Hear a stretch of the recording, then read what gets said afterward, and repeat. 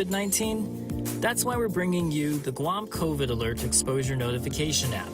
Developed by Google, Apple, and the PathCheck Foundation, the app works by letting you know if you've been exposed to someone who's positive. It's completely voluntary, and more importantly, it's anonymous. Add your phone to the COVID fight. Go to guamcovidalert.guam.gov or download it from the App Store or Google Play now. Help Guam stop COVID-19. Portions of the program brought to you by the guys over at Wendy's, making a big noise these days about their incredible local items, local favorites. Now, when I say local favorites, I'm thinking, oh, they're doing ribs and dried beef now over the place. Now, they mean the ones that are big favorites among the locals here on Guam, including the Italian spaghetti. We've got chili. They do chili with rice over there as well. So try that while you're thinking about getting some kind of lunch meat in your face from the guys over at Wendy's. Ray Gibson Show also being brought to you by Nissan. Never been a better time to get behind the wheel of a brand new Nissan automobile. I'll tell you why.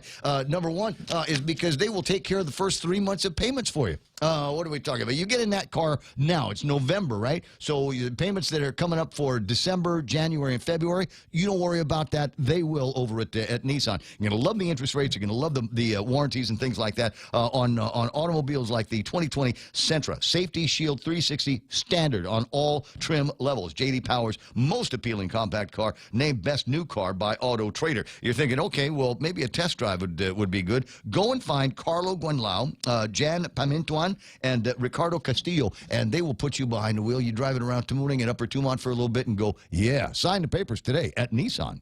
The 2020 Census of Guam extends its warmest appreciation and thank you to the people of Guam. Your participation helped ensure our island will receive the federal funding it needs for the next 10 years. Together, we made a difference. 도모 아리가또 고자이마시타. 협조해 주셔서 대단히 감사합니다. 谢谢. Giriso Japur.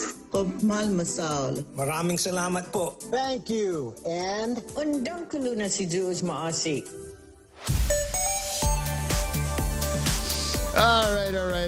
Okay, I won't sing it anymore. I promise I will not sing. I love it when we're cruising with Mary on the radio again, because that I think might have been what messed me up before. It's 6:33 in the morning. Welcome back to the Facebook Live and YouTube Live broadcast. Always good to have you here. On screen right now and on your screens is a look at the traffic gizmo to see what's happening out there on Guam's roadways. Lots of green, and that's good. That means there is traffic, but it is moving at the appropriate levels. Don't see a whole lot in the central portion of the island to slow you down. Moving north, nope, everything is running clear up north into Dedido and up at Jigo, where they keep Anderson Air Force Base. As usual, things starting to get a little bit busy at Big Navy in Sumai. It mostly looks like traffic that is headed off of the base, but your mileage may vary as you get closer and closer to it. 6:34 in the morning. That's right now traffic. This is The Point. What's for breakfast at KFC under $3.95, you ask? What's for breakfast at KFC that's different than the other guys, you ask? KFC's chicken wrap, sausage wrap, the Colonel's chicken congee, chicken fried steak, sausage biscuit and gravy, and biscuit sandwiches made with KFC's original fluffy biscuits. All for under $3.95 and all only at KFC. Plus, with waffles and the Colonel's chicken fried rice, we've got something for everyone. So visit KFC for breakfast today. It's finger-licking good. Go green, go hybrid, go to Nanbo Insurance, and your next power bill is on us. Insure your hybrid car at Nanbo and get up to $350 towards your next power bill. That's instant savings for keeping our island clean and green. Nanbo has been providing Guam with over 50 years of reliable and affordable auto insurance.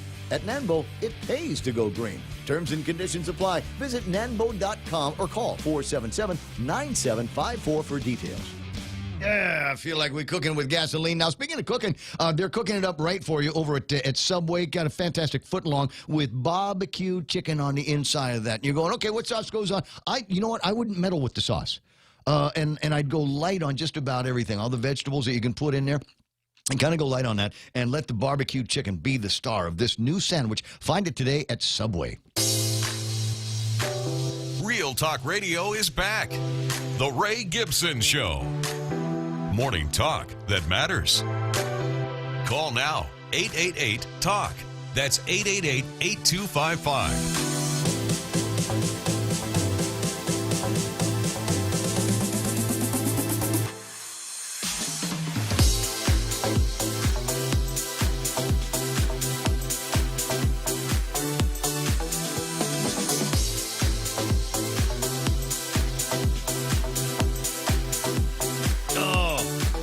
I gotta make it a point.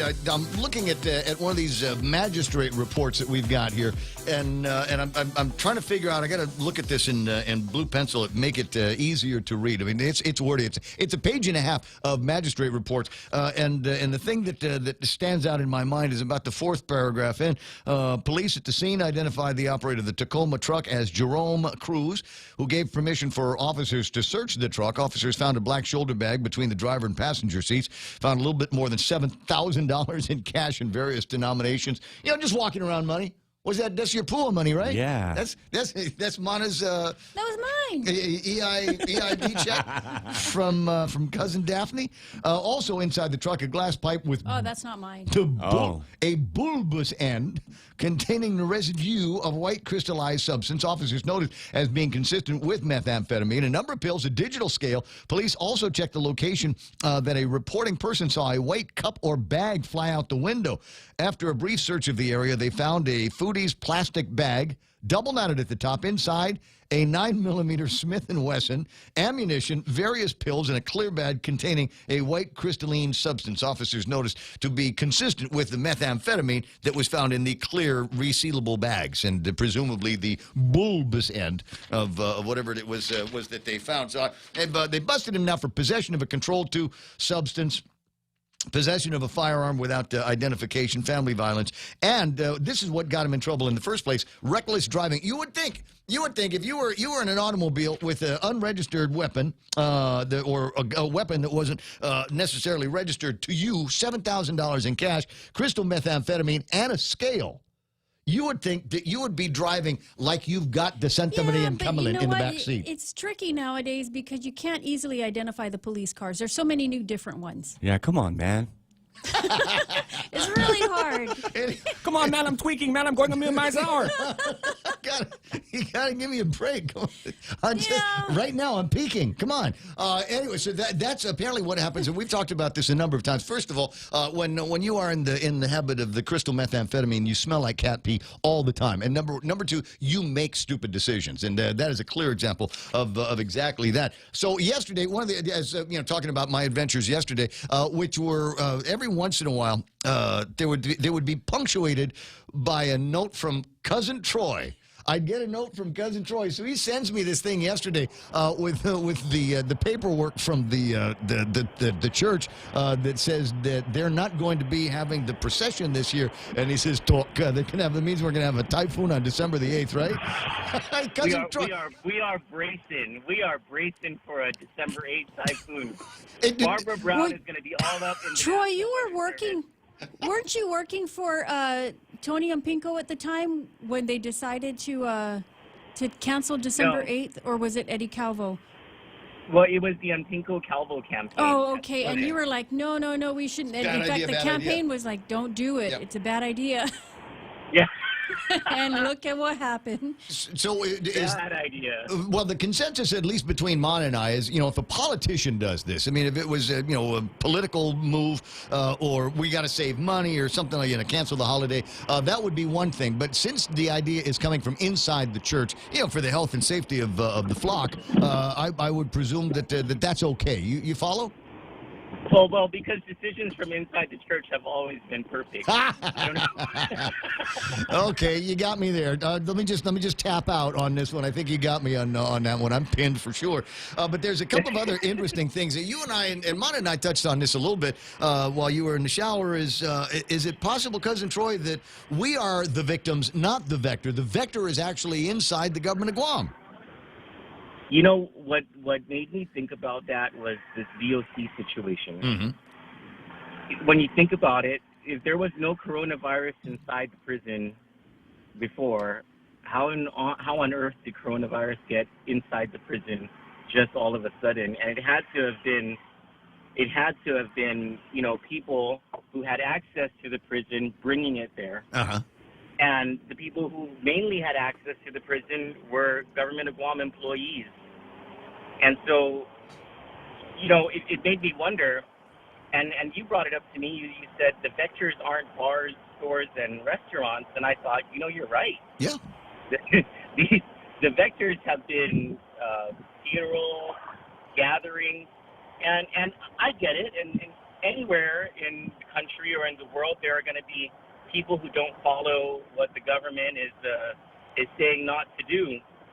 But, you know, if the vectors aren't these places where the public is really going, but they are these gatherings, and then there are these incidences where, you know, the only place that it could have come from was a government official or some sort of government worker who had access. It makes me think, what if the vector really is officials who aren't following what the governor herself is telling them not to do? So we don't know because we're not in that world of contact tracing that they are. Presumably, if the government of Guam employees who might be gathering or you know getting together amongst themselves and spreading the disease amongst themselves and then bringing it to work and then spreading it out to them and their constituents. I mean, the clients over at the Department of Corrections need to have assurances because they can't. It's not like they can leave whenever they want to. They need to have assurances. Their family should be assured that all of the mitigation steps are in place to prevent COVID-19 from getting in there in the first place. But apparently it has, and now it's not just the guards. There are certain inmates at the corrections facilities that are presenting now with COVID-19 symptoms as well.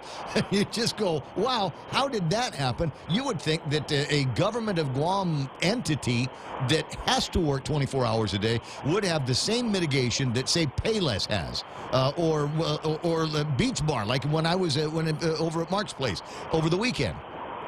Yeah. So do they or do they not? And don't get me wrong, you know, as I thought about it, you know, I got sick over the past month, and I've been a little more concerned about my health, and well, more so than I've ever been in my life. And so I respectfully disagree with the notion of reopening the island right now, because the infection rate is just so high. It really is a scary time. There have been a couple of people younger than me who've died with no comorbidities, and so it freaks me out a little, right? But at the same time, if we're in this situation because people who work for the government are not following what the governor is telling all of us to do, it feels like we're being punished. Well, exactly. You know, it's that situation where you're in class and the whole class gets punished by the teacher because one or two people are doing something wrong and they don't want to admit to it. Yeah, it's that's always been me. I've always been one of those two people you were talking about. And yeah, there's a lot of guys. We suffered a lot extra detention at Father Duenas because of crap that I pulled. But let's not bring that up. I don't want to muddy the waters with the conversation. That's the path. Yeah, but here's the thing. Front page of the Guam Daily Post, they make the claim with more cases island-wide, more than 6 times the 5.0 risk score that is ideal. The high risk score slims Guam's chances of relaxing social distancing rules as the holiday season comes up, putting a damper on family gatherings. But it's not us. I didn't do it. I washed my hands. I put the hand sanitizer on when I was at Payless. I let the thing take my temperature, and I wore my mask while I was in the store. So it's not me that's doing this. And we got to figure out who these vectors are in the government of Guam to bring that. If that's the benchmark, can we eliminate Gov Guam from that? So that we can see what the actual score is for the civilian community, so that we can. I mean, you and I are going to disagree all day on whether or not we should open things up. I think the deal is here. We just need to learn to live with it and take care of the old and take care of the comorbidity people, and the rest of us can go on with our lives and eat in inside restaurants with the air conditioning and not having to worry about sideways rain while we're trying to enjoy our chicken and ribs. That's me. That's me. But we're never going to get there if we've got these vectors floating around in the government, adding and contributing huge numbers to the risk score. You know, I'm wondering if maybe a solution, or at least a little part of the solution, could be that instead of the governor pondering penalties and fees for people in the public who aren't following her orders, maybe she should consider, because the government is under her control. It's a big assumption. Some sort of punishment or some sort of punishment or whatever for government officials who don't follow her orders, because that's completely within her control. Absolutely. Well, you know, now that we brought it up, we'll see what happens. One last thing before I let you go on with. Are you going to be on this morning? Are you going on at 10? I think this afternoon we're working something out with the speaker's office where we're gonna do a live interview with her at the Congress building about what are her plans for the next legislature. Is she vying for speaker? But more importantly, I want to ask her about COVID. Yeah. And tonight we're going to have in studio at 7 p.m. Congressman Mike Nicholas. Put the speaker on the spot if you don't mind, and get her to maybe say something about saving the branch of government that they are in, because right now it appears like the 35th Guam legislature is nothing but a rubber stamp for Adelup, and they don't have a problem, seem to have a problem with the governor making them basically irrelevant to the process with these executive orders and the secession from the AAA rules. Well, I do want to ask her about how she feels or what she thinks the governor can do better in her handling of this public health crisis. Or this listen to the experts. Listen to the experts. She's surrounded herself with some pretty intelligent people, especially the members of the business community, but doesn't seem to be listening to them. So you said you're going to have Will on? Oh no, you're going to have Mike on. You said you're going to have Mike St. Nicholas on. Oh, yes, Congressman Mike St. Nicholas. I'm sorry, it's all fuzzy in my head now, because apparently it's made to look like it's not an endorsement, but page 5 of the Guam Daily Post today says Castro lends support to Underwood in runoff election. I feel bad for Senator Castro. He lost the election. It's got to be a hard time for him and his family, so I'll cut him a break. Okay. You're playing so nice this morning. All right, Cousin Troy, I'll talk to you pretty soon. You have a fantastic rest of the day. We'll be waiting for as soon as they finish the artwork, let me know. We'll put it up on screen so everybody knows what time to look for you today. Thanks, Cousin Ray. All right, bud. You have a good morning. And my favorite is the most beautiful I love you in the whole wide world. I love you forever. My favorite is most beautiful cousin in the whole world. Oh, I love you too, man. Could you wish Mayumi Gibson a happy Sweet 16? Oh, yeah, I wanted to tell you, after the lifting of the first lockdown, I went over to Infusion, and I hadn't seen Mayumi in years, and I had an embarrassing situation. When you forget you forget how much is in your checking account, you forget to transfer from savings to checking. So that happened to me as I ordered this huge meal, and she was the person in the front, and she was she was so patient with me, and so I was like, I'm so sorry, I was sweating, I was so embarrassed, and her mom was like, it's okay, Mayumi, just give Uncle Troy his stuff. And it's okay. This is on us. And then I realized, hey, that's Mayumi. Mm-hmm. but I paid for it. I did the transfer.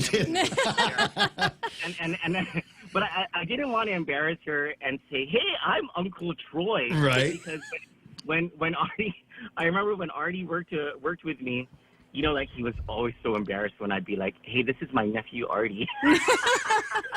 Yeah, he doesn't let me introduce him as that anymore. He's now just the other Ray Gibson. That's how I introduce him these days. Mia calls you Auntie Troy, and so she called you. She asked me. She goes, why do we call him Auntie Troy? I'm like, well, you're the only one, actually. I'll talk to you. Happy birthday, Mayumi. Happy birthday. All right. She's gorgeous. She's gorgeous. Yeah, I know. That's why Daddy has a gun. All right, I'll talk to you soon, bro. It's 10 away from 7 o'clock in the morning. Cousin Troy with a quick visit, and just a couple of interesting thoughts from him. That puts a little bit of meat on the bones of a bunch of texts that we've been doing back and forth over the last 24 hours or something like that. 888-255-888-TALK. This is I'm annoyed by this. We're talking about guns. Okay. Somebody should today be the new owner of a Ruger that they were giving away over at Post Canteen. They didn't do the drawing yesterday. Wow. They were apparently, Post Canteen writes this morning, due to the denial of our Veteran Day festivities, they apparently asked somebody if they could do this, get everybody together, cook up some T-bone steaks, have a couple of cold brews in honor of the men and women who have apparently served our country, and the Scrooges over apparently, I'm going to assume DPHSS, said no. The drawing for the Ruger PC will be Friday at 1800 hours. That is at 6 p.m. for those of you uninitiated. Okay. On VFW Post 1509's Facebook Live. Tickets still available, $10 a piece. Call 653-8903 between now and 9 or 687-1146 after hours. Thank you and hope to see you all soon. That's annoying, isn't it? That they were denied an opportunity. It's Veterans Day. They asked permission. Yeah, VFW. Oh, wow. That's what the V in the VFW stands for. It's better to just do it and ask for forgiveness Yeah, later. exactly. Just next time, I know you'd rather do it at your place, but take it to the German. Take it to the German over at McCrouch and be happy for the company. Janice Wong, Jerome McDonald's online, Ismail Velez saying, welcome back, don't sing again. Fine, got it. Sandra Regis is there.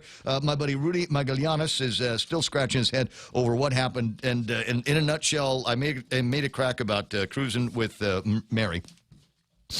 I love it when we're cruising with Mary. And the system shut down. Jose Martinez is 18th today.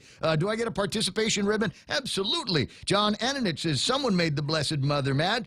Sharon Tobin says, you may want to stick with your day job, Ray, and forget the singing. Just a thought. Jay Rojas saying, hi, Sarah. Is she online already? Do we know if Sarah Garin is online? I haven't seen her. But just the name alone. Sarah reminds me. I went to school when I was in the 7th grade, and guys from my age group will remember. There was in fact Sarah's daughter looks exactly like this girl. Her name was Lee, and Lee UI, right? Absolutely gorgeous. All the boys loved her, and that's just all there is to it. And so I think Sarah is the Facebook Live version of Lee. Oh, You see where I'm headed with that? Yes, sir. All right, so as soon as Sarah gets on, and maybe even before, somebody's always going, hi, Sarah. 7th grade crush on everybody. There we go, Sandra Regis. Kelsey Alice Chargaloff is on, and so is Ray Villaflor, Tom Tenorio Bernardo, Joe Jerry, Chris Antalan. Says, sad morning. Castro throws support to Underwood. Well, I would have supported you in the future, but now that bridge is burned. You're talking about Castro. His bridge to you and your vote has been burned. Interesting. Sharon Tobin, happy fetal escape anniversary to your daughter. Roel Mont is online. John Titano. Yes, that one is there. Let me see. Rico Blancaflor saying, good morning, Ray, Monoreal, Joe, Jerry, and Guam. I suppose from now on, when you're going to do the half a day to everybody, you should probably also include Sarah in that. He's probably, just Ray, Real Joe, Mana, Sarah, and Jerry, just to keep everything complete. Chris Antalan, we met Maria at Renee's. Oh, there's 2 conversations going on. How cool. Joe Cruz is online. Juanita Machi is there. Phil Schragi from over at the Micronesia Mall online. Harold Seguenza, Rowena Wen is there. Joe and Goko is online. Rhea Babata Garrido, Mike Suzuki, Zach Francisco hanging out this morning. Red Crean says, save the turkey and we can have Santa. Maybe a riff on the point again a little bit later on. Nate Horns there, Jess Canata, Joanne Alden, and Sarah Lake are with us this morning. And so is Pam Duvall. Thanks for the gorgeous pictures that you sent this morning. Bill Pettit, Brad Wood, Jeanette Gigi Cruz are hanging out on the Facebook Live. So is Mike Grace Blas, Benji Perez, Simon Sanchez, who, as I said, was walking Tumon yesterday with his lovely bride and having a great time. Cameron Mendiola, Eric Harper, and Bob and Connie Bartonico, and Phil Tyron watching the program this morning. Rochelle Merrill, Satrina Louise Garrettson is watching the show. So is Zita San Augustin. I remember her. We used to do news with that girl once upon a time, right? Say that again. Zita San Augustin. Is that our old news pal from before? Not that I can Titano? remember.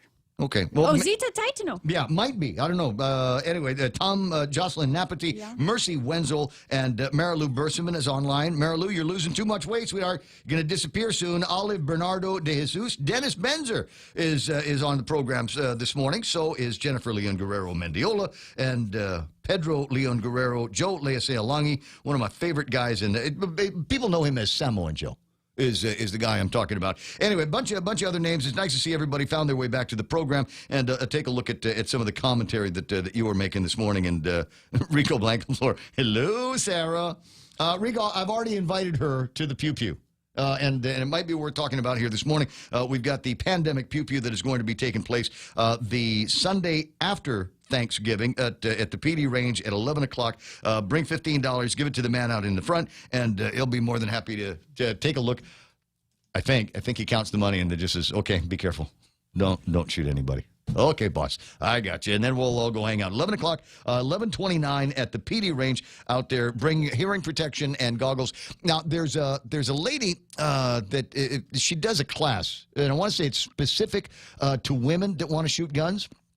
Anyway, so they do this on a regular basis, and I know that there are a lot of women that have taken this class but have not yet had a chance to go out and do some range activity. Maybe you don't even have a gun yet. Maybe you're just, wow, I took the class, and I haven't been able to, because, pandemic and stuff, been able to consummate it by getting a gun and a permit and some bullets and rounds.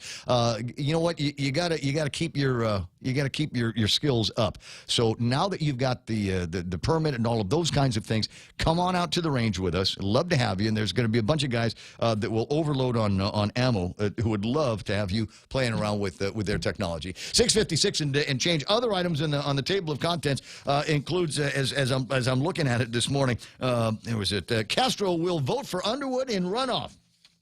How do I know? Number one, it's in the Guam Daily Post. And number two, I got a note from Malcolm Robert. RU says, having lost his bid in the general election. Wow, rub it in. Right there off the top. Castro announced on his Facebook page his decision to vote for Robert Underwood. In one-on-one meeting Tuesday night with Will Castro, Robert Underwood sat outside with the Republican congressional candidate at his home in Barrigada, where Castro informed Underwood of his decision. Says Castro has shown great respect for Underwood throughout the campaign. In his Facebook post wrote, "Thank you for the humble visit, a university president, a distinguished scholar, advocate, and Guam delegate to visit a village boy of modest means, the son of a retired customs officer. I'm so thankful to God for the honor." I need something higher to sit on here. It's getting kind of deep in the studio here. I'm just a humble boy from the village, just a guy from the village, for an interesting job. Son of a retired customs officer. Was he retired when you were a kid? Did he retire and then he had you? I just don't want to keep the storyline together here. It was very classy of you, Sina. While I couldn't endorse you on TV or otherwise, I committed my one vote to you as a private citizen. So I'm wondering what the response is going to be from the Republican Party on this, if they're going to make some kind of response on it at all, seeing as how last week, you may recall, they came out and basically said, vote, don't vote, vote for one or the other or nobody, we don't care. Basically, take advantage of the opportunity to vote and study issues, blah, blah, blah, blah, blah. But they obviously did not come out and endorse anybody or suggest that there was going to be some kind of an endorsement. Now, you might be curious as to what the Democrat Party, what their position is on this election, and they've spent a little bit of time putting together a statement from the Democratic Party of Guam that basically said they don't have a position.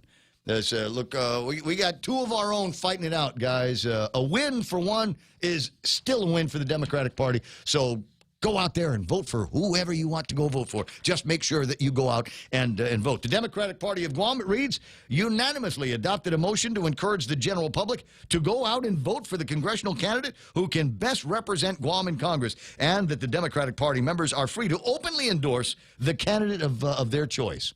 Well, how about that? Isn't that sweet? All right, so that's the deal. Just get out there and vote for one of these two guys, because a win for Robert is a win for the Democratic Party. A win for Mike St. Nicholas is a win for the Democratic Party. So there you go, and now you're all caught up. Let's see if we can get caught up on what's going on in the national elections. Fox News Live playing right now on The Point. Alaska stays red. I'm Rich Dennison, Fox News. Republicans will keep a Senate seat in Alaska, and President Trump picks up the state's electoral votes. Republican Senator Dan Sullivan has won re-election in Alaska, guaranteeing the GOP at least 50 Senate seats in the next Congress. 2 Senate races in Georgia will be decided by a January runoff. Sullivan was the favorite, but faced a fundraising surge from independent candidate Al Gross. Election officials began counting more than 155,000 absentee and early ballots Tuesday, and Sullivan maintained his large lead. The Associated Press also projected President Trump is the winner in Alaska, bringing his electoral college count to 217. Fox's Jared Halpern in Washington.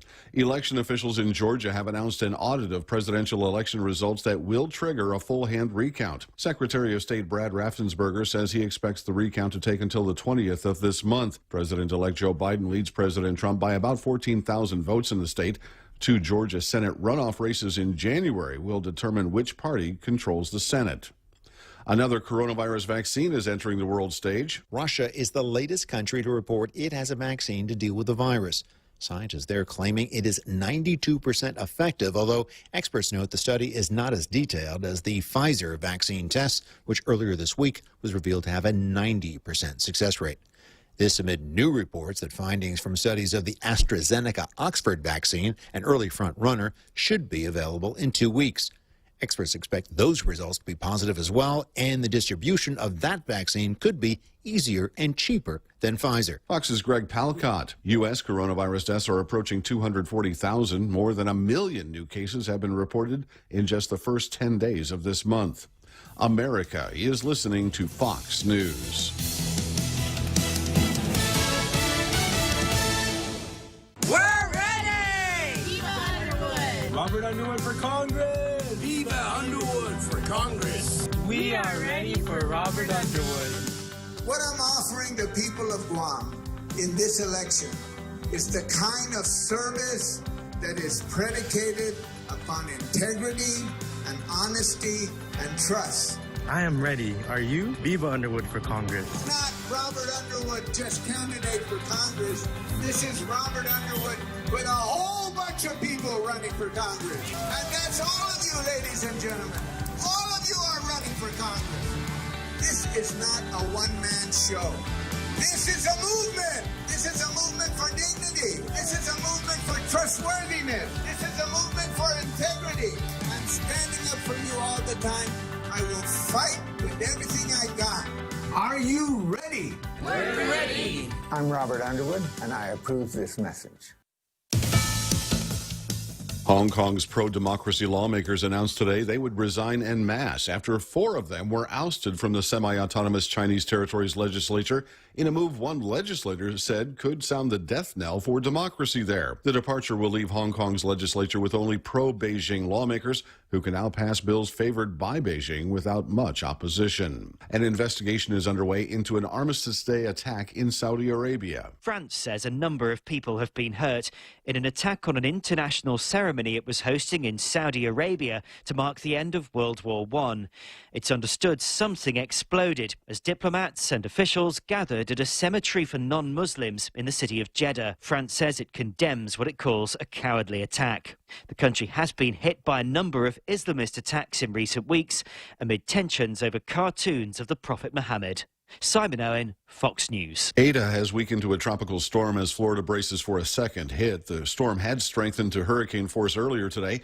Forecasters at the National Hurricane Center in Miami issuing a hurricane watch for a 120-mile stretch that includes Tampa and St. Petersburg. The storm's been in the Gulf of Mexico since crossing over southern Florida Sunday. It's expected to make landfall late tonight or early tomorrow. Whole Foods and Progressive Insurance have a special promotion called the Thanksgiving Turkey Protection Plan. Aimed at the millions of Americans having scaled down celebrations this year, some of them with little cooking experience. To qualify for the coverage, you need to purchase a Whole Foods brand turkey by November 22nd. If you burn, undercook, overcook, or have any other kind of turkey failure between Thanksgiving and Black Friday, you could receive a $35 Whole Foods gift card. You need to go to turkeyprotectionplan.com to submit a claim. Only the first 1,000 eligible claims will receive the gift card. Fox's Jenny Casola. I'm Rich Dennison, and this is Fox News. It's time to mix things up at Subway. Come in and get Subway's new barbecue chicken sandwich. Woo-hoo! Tender chicken strips topped with generous portions of sweet barbecue sauce. Oh, yeah. Add on crisp lettuce, onions, and tangy pickles on your favorite freshly baked bread. Perfect to satisfy just about anyone's flavor craving. It's Subway's new barbecue chicken sandwich, available for a limited time only, so try it today. At Subway, make it what you want. Everyone has a busy schedule these days, and sometimes we forget to schedule our routine dental checkup and cleaning. Don't neglect your dental health. Schedule one today with Dr. Robert Yang and his Smile team, conveniently located at the East West Business Center on Marine Drive, Upper Tumon. Call us today at 647-8702 or 3. Again, that's 647-8702 or 647-8703. We make smiles happen.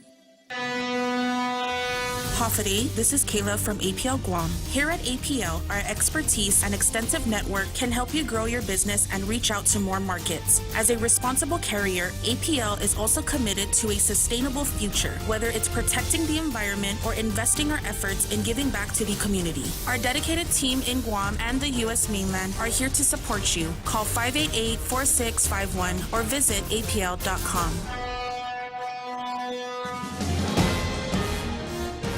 Off today at 7:06, I'm Mona Silva Tyron with a look at your local news on the point. There were 101 new COVID cases confirmed yesterday and 181 just the day before. To date, there have been a total of 5,755 officially reported cases of COVID-19 on Guam, and that's since testing started here since March. There are currently 80 people in the hospital, and the Joint Information Center says that 20 of those people are in intensive care, with 11 of them on ventilators. The island also saw another COVID-related death. A 37-year-old man with known health conditions died. His condition complicated, though, by COVID-19. There were also 60 prisoners who tested positive, and one more DOC officer. The Department of Corrections continues its testing and say that 259 inmates and officers were tested. Still 153 tests are pending, and the testing will continue today at the Agana facility. And at least 6 churches were closed over the last couple of days after a member of the clergy at St. Anthony Church tested positive. The pastor and the rest of St. Anthony's clergy are all self-isolating as they await their testing. The church closures were as a precaution because pastors celebrated a mass with the clergyman who tested positive. The Archdiocese also closed yesterday and today, and they will remain closed for deep cleaning. Most churches, though, will be reopened today. Opali Mike Chrysostomo on his Facebook page today says that the clergy is doing well and in isolation. They thank the public for their prayers and their thoughts. Elsewhere, the annual December 8th procession will be canceled, but the Feast of Santa Maria in Kemlaren will be celebrated. The Archdiocese of Agana says instead of the traditional procession in Agana, the statue will be driven to Catholic churches throughout the island. It will not be a motorcade, they said. Instead, that it will be simply a drive-by, and they will not stop at any of the churches. They have not released the schedule, though, for that motorcade. We'll have more news right after this. Mezcla Chamorro Fusion Bistro in Hagåtña and Mezcla Dos Upper Tumon are now open for takeout and delivery services. For more information, call now at 479-2652 or 3 or Mezcla Dos at 646-6295. Mezcla Chamorro Fusion Bistro brings you island hospitality with the true taste of modern Chamorro cuisine at the comfort of your own home. They take your local favorite dishes and serve them with extra flair you will only find at Mezcla. Mezcla, a true taste of Guam. The Department of Labor putting out $9.9 million in federal pandemic unemployment assistance in time for the weekend. Labor Director Dave De La Sola says they're finishing up this latest batch. Will bring them to the claims that were filed on or before September 10th. Those checks and deposits will be made today and tomorrow. Bars, restaurants, and other small businesses that have had business interrupted as a result of COVID-19 will soon be able to apply for a 2-month commercial rent relief grant. The governor still has to approve it, but the $5 million in funding will be provided under the Guam Economic Development Authority's Rent Assistance Grant Program. The amount of assistance is equivalent to 2 months' worth of past due rent, or about $20,000. They say up to 500 small businesses may apply for this grant. And police are still looking for a 27-year-old man who was reported missing last week by his mother. Michael Jose Castro of Dededo was first reported missing on the 8th of November. He was last seen driving his beige Lexus. Anyone with information should call the Guam Police Department or Crime Stoppers. And those are your top stories here on The Point. Here's Ray with your weather. You know, Raul makes a pretty good point about the procession and the idea now that it's not going to be the traditional procession and around the Hagåtña area, the Archdiocese area. But he says, well, it's outside. Why can't we have it outside? We're all just going to 6 feet, do the social distancing thing. It's outside, but everybody is so close together, even when they're one big clump of people. Where's my doctors? Where's my medical people at? Come on, man. We're canceling this thing. We're just doing it. I tell you what, it's outside already. None of the Catholic school kids that would have been forced to go to that event are complaining today. Right. They're just like, okay, no problem. Yes, public school kids don't get this. They don't understand the dynamic here of how the procession works. It's a holiday for everybody on Guam, and most people don't bother going to work. And most people don't bother showing up on the job. Certainly in the government of Guam, it's just shut down like you didn't even know it existed. And everybody says, well, it's a day off, isn't it? For Catholics, no, it's not a day off. You get up in the morning and then you go and you put on the new shoes that you got from Diana's and brand new black pants. The new tight shoes that are definitely going to cause a blister. Yep. And the girls all wear the veil and gloves on their hands as they walk around and representing the different schools. And you better believe that Sister is there with the paperwork. I mean, she's got the attendance sheet, and she will know if you were there and if you weren't there. And God help you if you come from like a big Catholic, I mean like a church family, Catholic family, because then you've got jobs to do. Then you're going to be one of the people that walks around there with holding on to something important for the church. So it was not a day off for us. It was almost a work day for the kids that went to Catholic school. 7:12 in the morning. Here's the weather: partly cloudy with isolated showers today. East winds blowing to 20 miles an hour with daytime highs 88 degrees. Heat index only about 90 today. Tonight partly cloudy with isolated showers. Winds to about 15 miles an hour. And expected overnight lows near 78 degrees. And the outlook for tomorrow, which is Friday, isolated showers, some partly cloudy skies, easterly winds to about 15 miles an hour, and daytime highs should be about 88 degrees. So if you're keeping track and looking forward to the second Friday of the week, then that's what you've got to look forward to, partly cloudy skies. Sunrise this morning, late at 6:19. Sunset tonight going to be early at 5:51.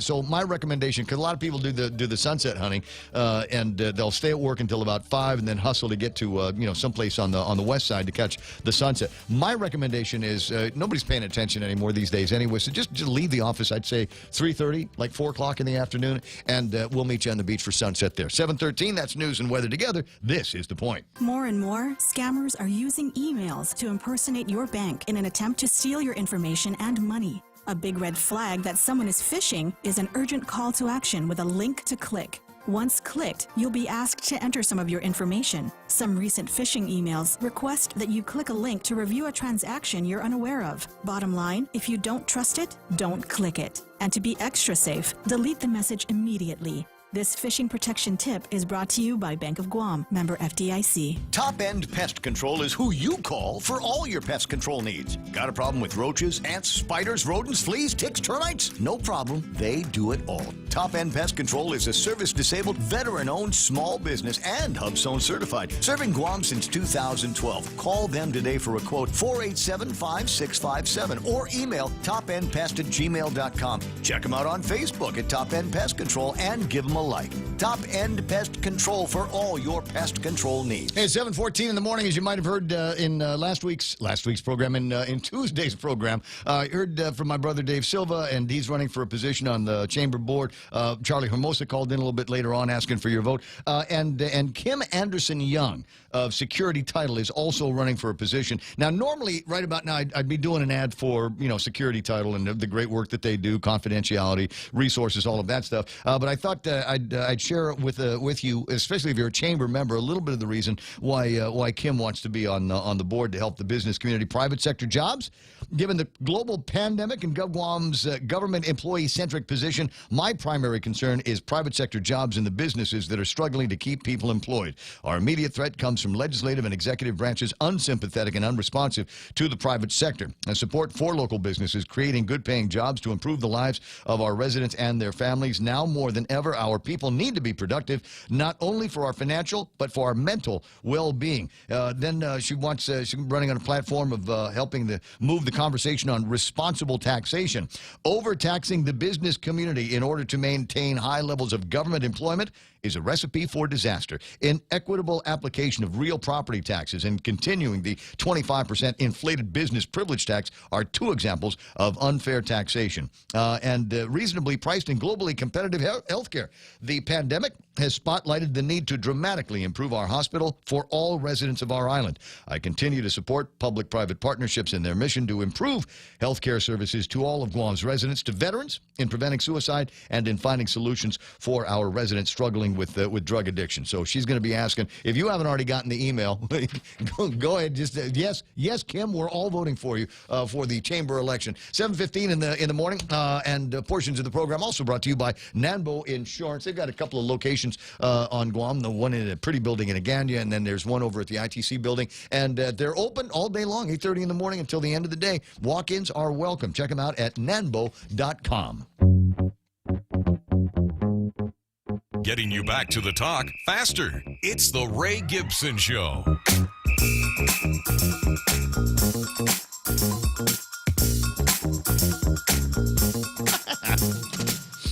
That's nice. There's a bunch of comments going on.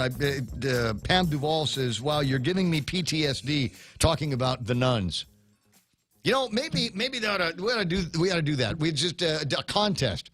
You know, do it like a radio contest. Is this a non-disciplinary tactic, or are these torture tactics from the Japanese? Same, right? They're I got a lot of tough love from them nuns. Oh boy! A lot of it. So there was not enough apparently. No, I agree. So I have more experience with nuns than either of you. No, this is true. Yeah, you had the academy, but so did you ever do the one where you're supposed to kneel with your arms outstretched with books in them, and the books aren't supposed to fall? Yep. Yes. You did that. Yes. So that was at Cathedral Grade Sister School, Gertrude. 5th grade. I mean, it wasn't just banging the erasers against the flagpole or anything like that. There was some real tough stuff that they were doing. Did they ever do the one where they threw grains of uncooked rice on the floor and you had to kneel on them? No, I haven't had that, but I had the ruler on the knuckles. Ruler on the knuckles, right. They probably don't do it anymore. Did they pull the finger? Well, no, that's why we were sent to Catholic school. And there was a note. I remember it was a note from our parents said, "Go, feel free to hit them. Just feel free to just go ahead and just a haymaker into the neck or into a chin or whatever soft body parts and drive some discipline into that kid." I remember my first day of school at St. Anthony's, 6th grade. Sister Mary Mark called me and she goes, "I will make an example of you." I was like, "Oh wow, I haven't even proven myself yet." That's fun. She just knew. Pam Duvall has never looked them in the eye. 7:18. It wasn't limited to your experiences with nuns. Okay. Did you have as well? Not nuns. In the 4th grade, 5th grade, had a guy named Beckham, and big dude, okay, big guy, and the first day of school, first day of class, one kid named Philip kind of mouthed off at him, right? Took Philip by the neck and threw him into the doorknob on the front door of the thing. Oh my gosh! Just picked him up like this, and literally about 6 or 8 feet away just flung him at the door.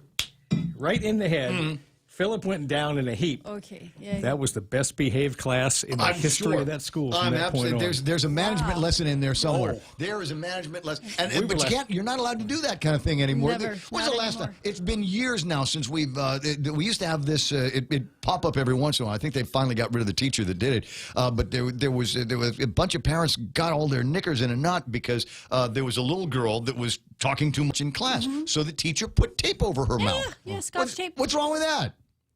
But everybody lost their minds. Everybody lost their minds, and so you can't do that. Tape, how humiliating! tape. Yeah, how dare it wasn't super glue, was it? I mean, this comes off. Anyway, 7:19 in the morning. The Rotary Club of Northern Guam announced today that they will have, and you'll remember this name, William Thompson. Bill Thompson is going to be a part of their meeting today at noon. Is going to be a Zoom video conference.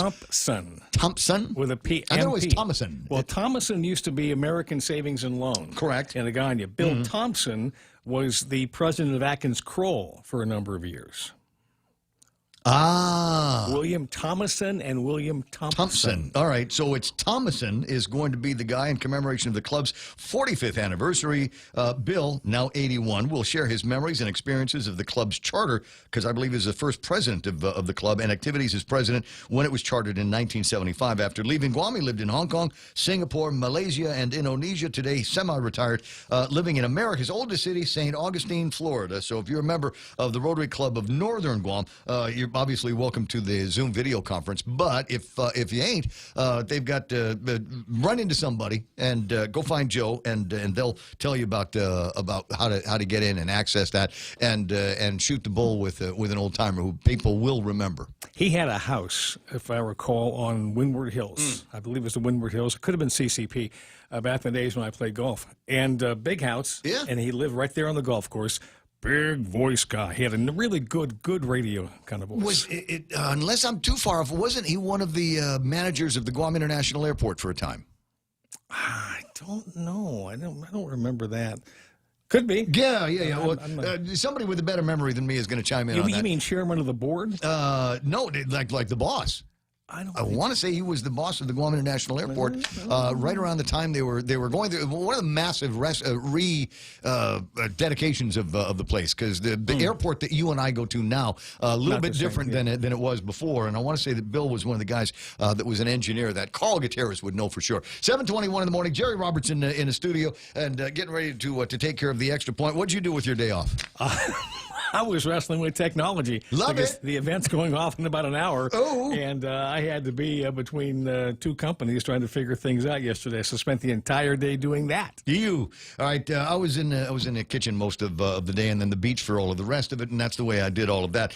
And remind me when I get to this. There's another story I wanted to talk about a way to maybe energize, for those of you that are in the retail business, maybe a new opportunity, or maybe even some kind of a side hustle that you might want to get yourself into involving men and men's underwear. More on that in a second. First, wait. I got to not yet, Jerry. I got to take a look at how the markets are doing here. It is what day? It's Veterans Day back in the States, so these numbers are a little bit stale.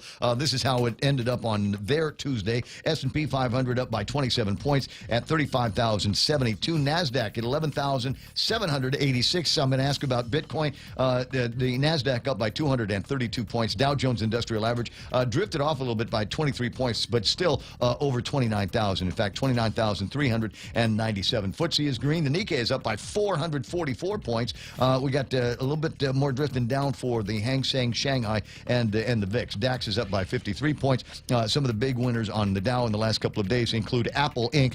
Apple has come out with an announcement. They've got some kind of a new Super Cherry processor that is going into their computers. The M1 chip. Yeah, the M1 I think is what they're talking about, and it is supposed to be a total game changer. Leo Laporte does a program on the radio station, the computer guy, and he was talking. He is not an Apple fanboy, but he was going nuts talking about the new processing technology that they've got. They said up to the two most contentious words in America besides Biden and Trump. Oh God, were up to 3.5 times faster than the Intel chips they now are using. That's game changer. That's game changer. That is serious game changer. Probably 3.5 times the cost too. If I know Apple. Yeah, I haven't seen what the numbers look like on that. Salesforce.com is up. Microsoft Corp.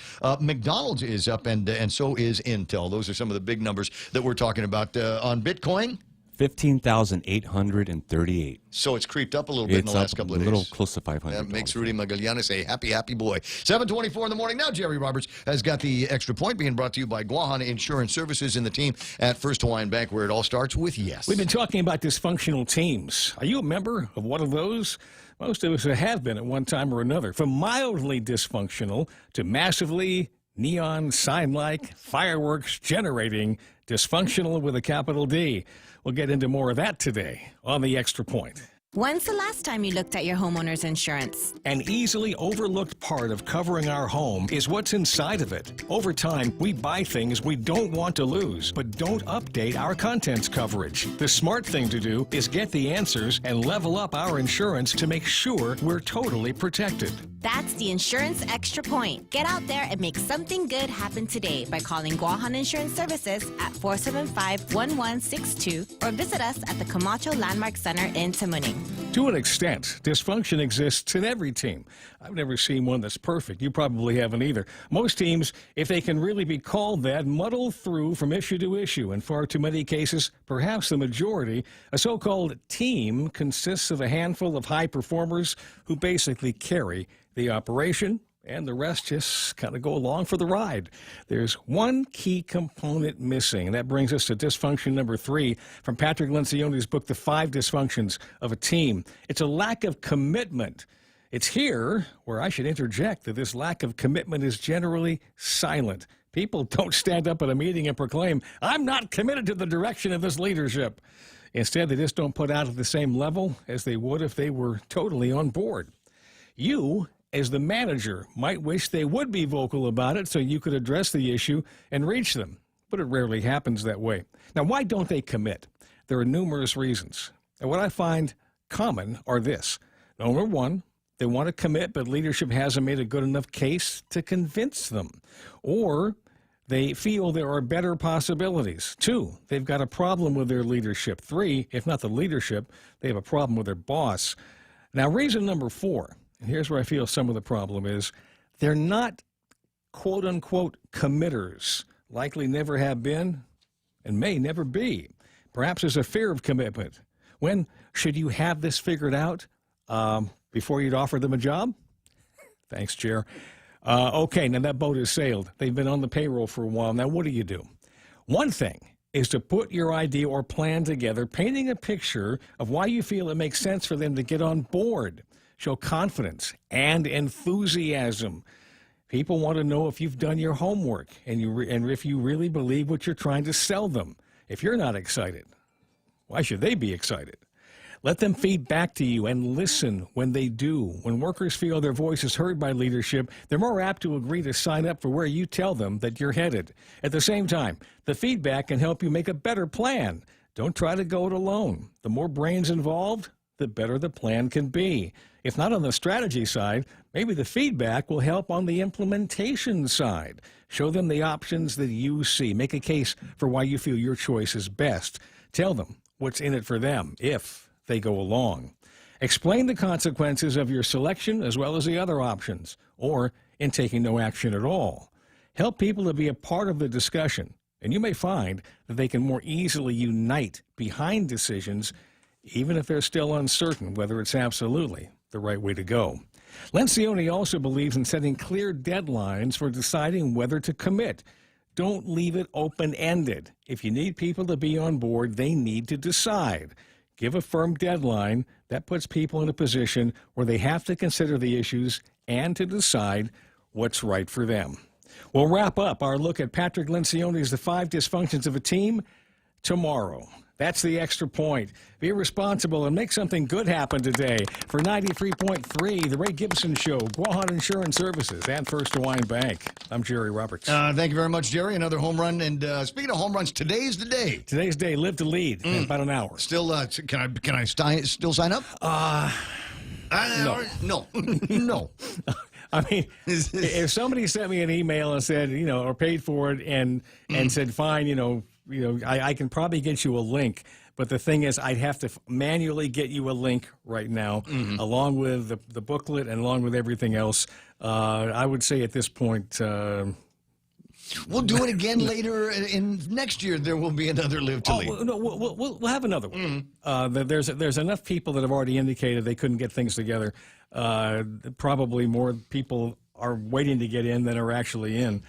We had a big number last year. So we're looking, a lot of people just couldn't get the decision together. So stay tuned. We will announce probably another one in the not-too-distant future just to make up for the ones that couldn't get there this time. 7:30 in the morning. Now, this point here that I want to make, a survey has confirmed what women may have suspected all along. Men only drop money on new underwear when they're searching for a mate. Why'd you have to say, I just got underwear in? Why'd you have to bring this one up? Well, just because it's interesting to me. A British retail chain conducted a study which found that male shoppers don't buy their own underwear until they're already over 18, 19 years old. Generally, the moms buy it for them, right? Not in my case. You still got what they gave you from the Air Force? No. Was that what happens?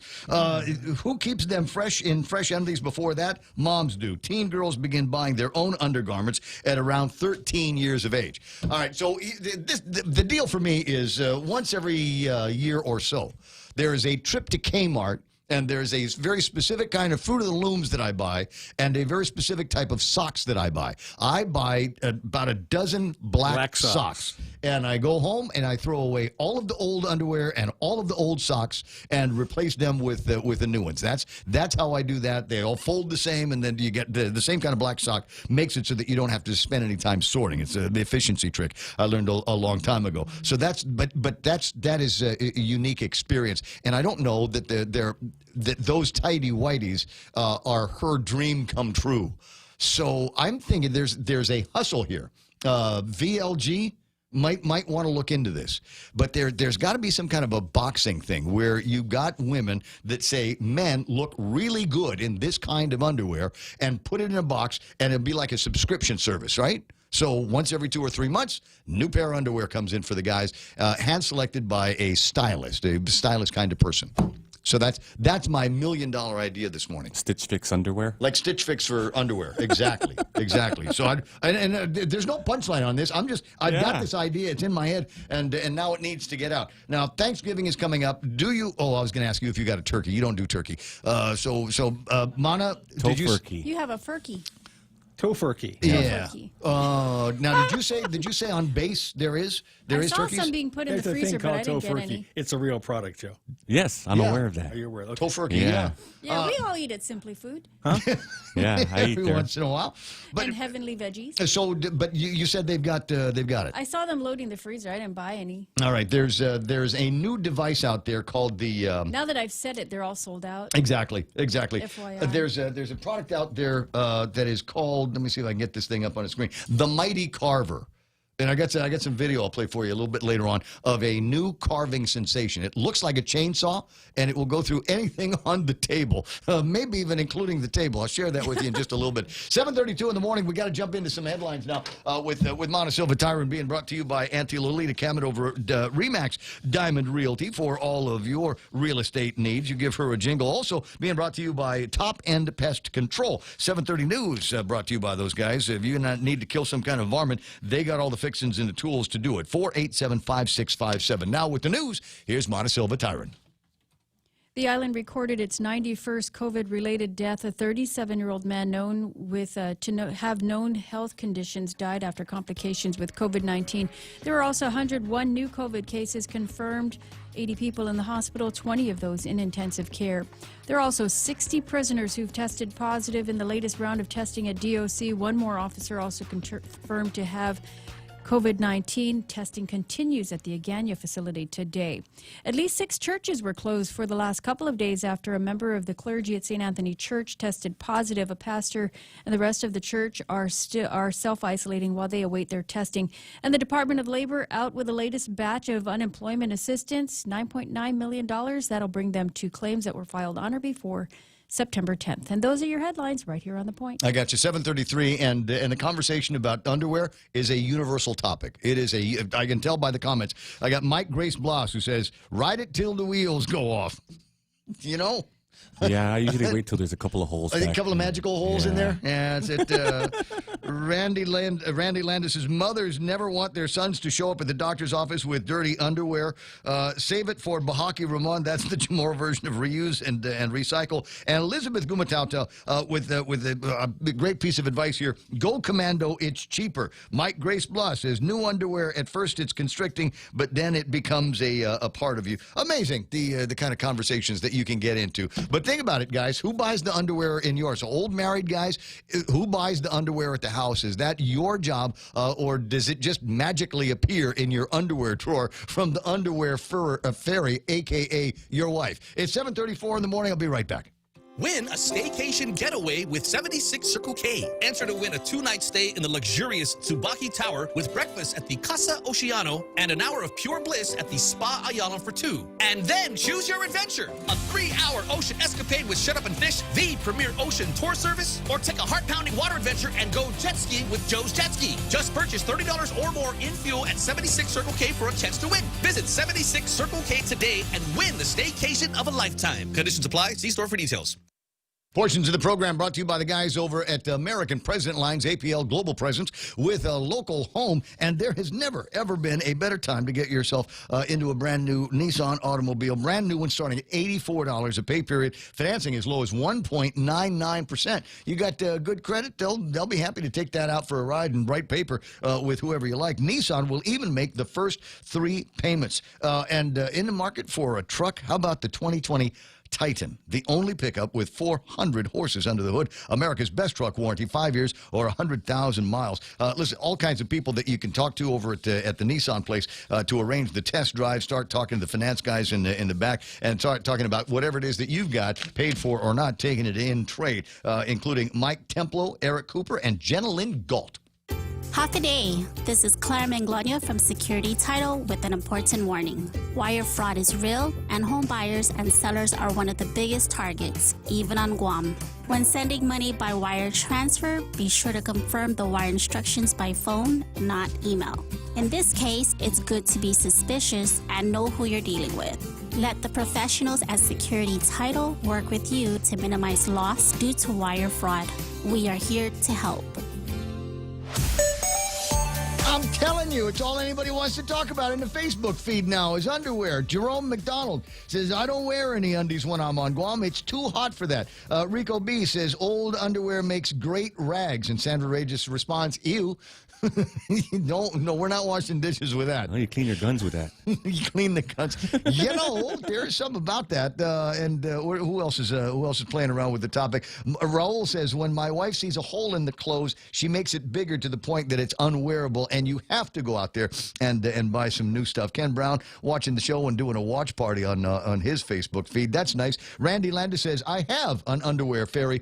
And Jerry Roberts, as he was leaving the studio when I said underwear fairy, he says, that's the name of the subscription service. That is the name. So somebody out there has put it together. Just put the hustle together in your head already. You know, you can go and buy boxes from pretty much anywhere, and they'll put whatever design you want, maybe a couple of stickers in there, and then you just start hustling for subscribers. You know, for $10, $15 a month, you get a box, and there's 2 or 3 new either sexy pieces of boy underwear material, or I don't know. It's an uncomfortable conversation, isn't it?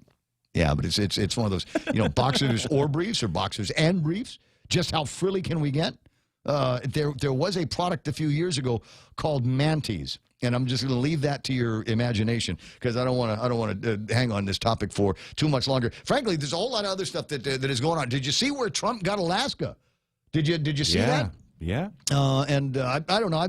I want to say that I've been paying attention to what's going on, but it's kind of head spinny when we start talking about the allegations that are being floated around, and it's amazing how little of it you're hearing in regular media. I think it was Randy Landis sent me a link to a story on Sky News where they are talking about how the media seems to be in the bag for Joe Biden and the Democrats and all of their policies. It's getting kind of crazy to the point now that I have added to my social media and news apps. Yeah, because it used to be I could go to Twitter and there would be at least conversations going on, but even on Twitter now things are beginning to disappear, and that's already been happening on Facebook. Literally this morning I got a note from I think it was Pam who sent me a link to an interesting video. I'll play for you, and then I played it this morning, and then I was going to play it again later.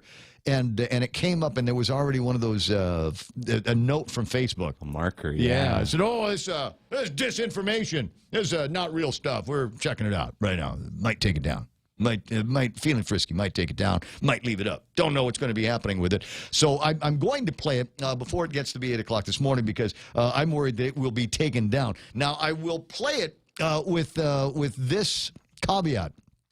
I'm not buying it. It's some doctor talking about the vaccine that's going to be going in there, and yeah, it sounds like Skynet stuff. So I'll be very, very careful. I'm playing it for my own entertainment purposes because I want to play it again and play it for you. Newsmax and OAN, I think, are the two new apps that I put in there, and I've joined Parler.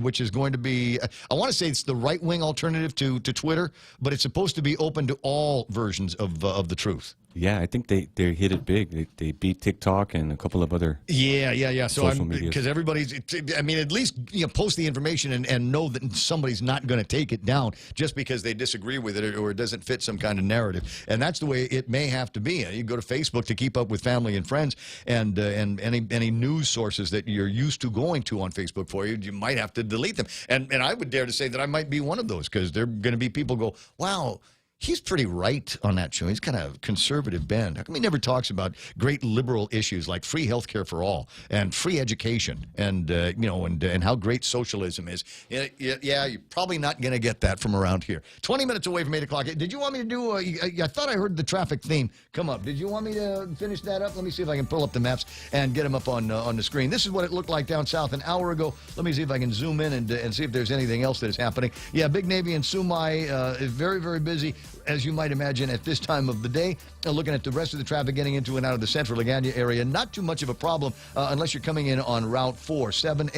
Route 8 is also running a little bit busy as it makes your way past the old Rainbow Market. 8, 10, and 16, a little bit busy up there. 10 and 15 running pretty busy. What's going on over by Ladera Towers? I don't know if I can zoom in on that, but it looks like there might have been something going on at the intersection over by Ladera Towers, at least in that area. If you see something happening, let me know about it. Maybe they're doing some kind of checkpoint or something like that. And then let me zoom out and take a look at the rest of traffic as we start looking at the day-to-do area. It looks like it's just intersection traffic up around there right now. Not too heavy as we're talking about it. And then we'll take a look at traffic at Anderson Air Force Base, just a little bit of gate stuff there. 741, that's right now traffic. This is The Point. Becoming a homeowner can be a scary process, but it doesn't have to be, especially if you have the right guidance. Break through your fears and go to a real estate professional that will ensure a higher chance of success. That person is Lolita Cammett of RE/MAX Diamond Realty. Lolita also specializes in commercial leasing, land sales, local residential sales leasing, and military and corporate relocation. Don't be afraid. Call Lolita Cammett from RE/MAX Diamond Realty at 688-6743. That's 688-6743.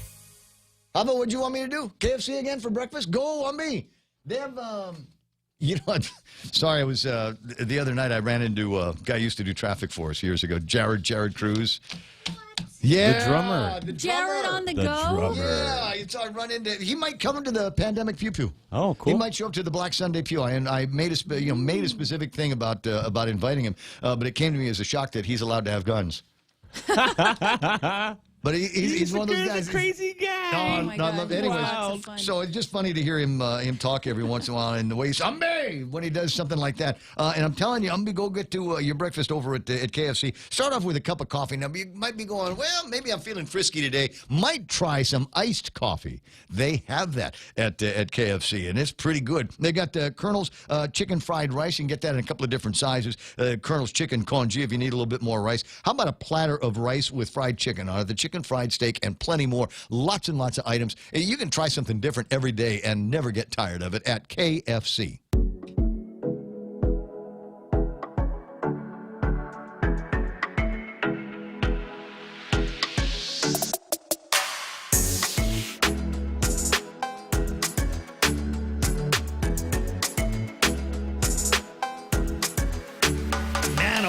To say this name, but it's in Russian.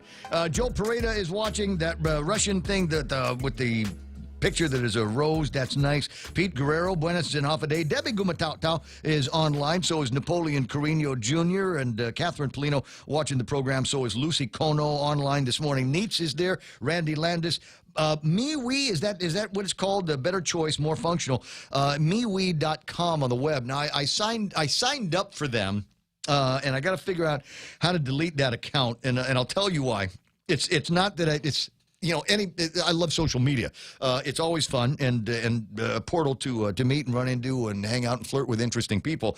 So I signed up on MeWe, but I was in a hurry, so I typed in on the keypad RAY. and the stupid iPhone changed that to RAT. So there is an identity on MeWe. It's Rat Gibson, and I don't think I've clicked on anything that actually confirms the identity, but it might be that I'm stuck with that unless I got to give them a different email account or something like that. Sherry Iriarty is online and agrees. So many are joining Parler, it's slowing down. They're working on that issue. It's true. I did have a hard time. I'd originally signed up, and they sent me those confirmation numbers, and every time I put them in, it would I'd get the spinning wheel or whatever, and then nothing, or I'd get some kind of announcement about how the database wasn't working, or that command is not understood here or something. Finally got in, and the only thing I got to do now is turn off the notifications, because I've got every right-wing talk show, TV show host. I've selected all of them, and they yak a lot. Dinesh D'Souza and Mark Levin and all those guys. I mean, they're pinging it like crazy. Anna Leoncio Kilroy is there. Randy Kruger, Jose Martinez, Parler and Rumble. Rumble is like YouTube. Okay, I'll check that out. People are switching to Parler. It is like Twitter. Shelley says OAN. And, yeah, I've been watching a whole lot of some of the stuff there. Jesse Lujan is there. Good morning to Gerard Estoy. Newsmax is where it's at, he says. Raul Montes, crazy that Aussie Sky News is more accurate than American outlets.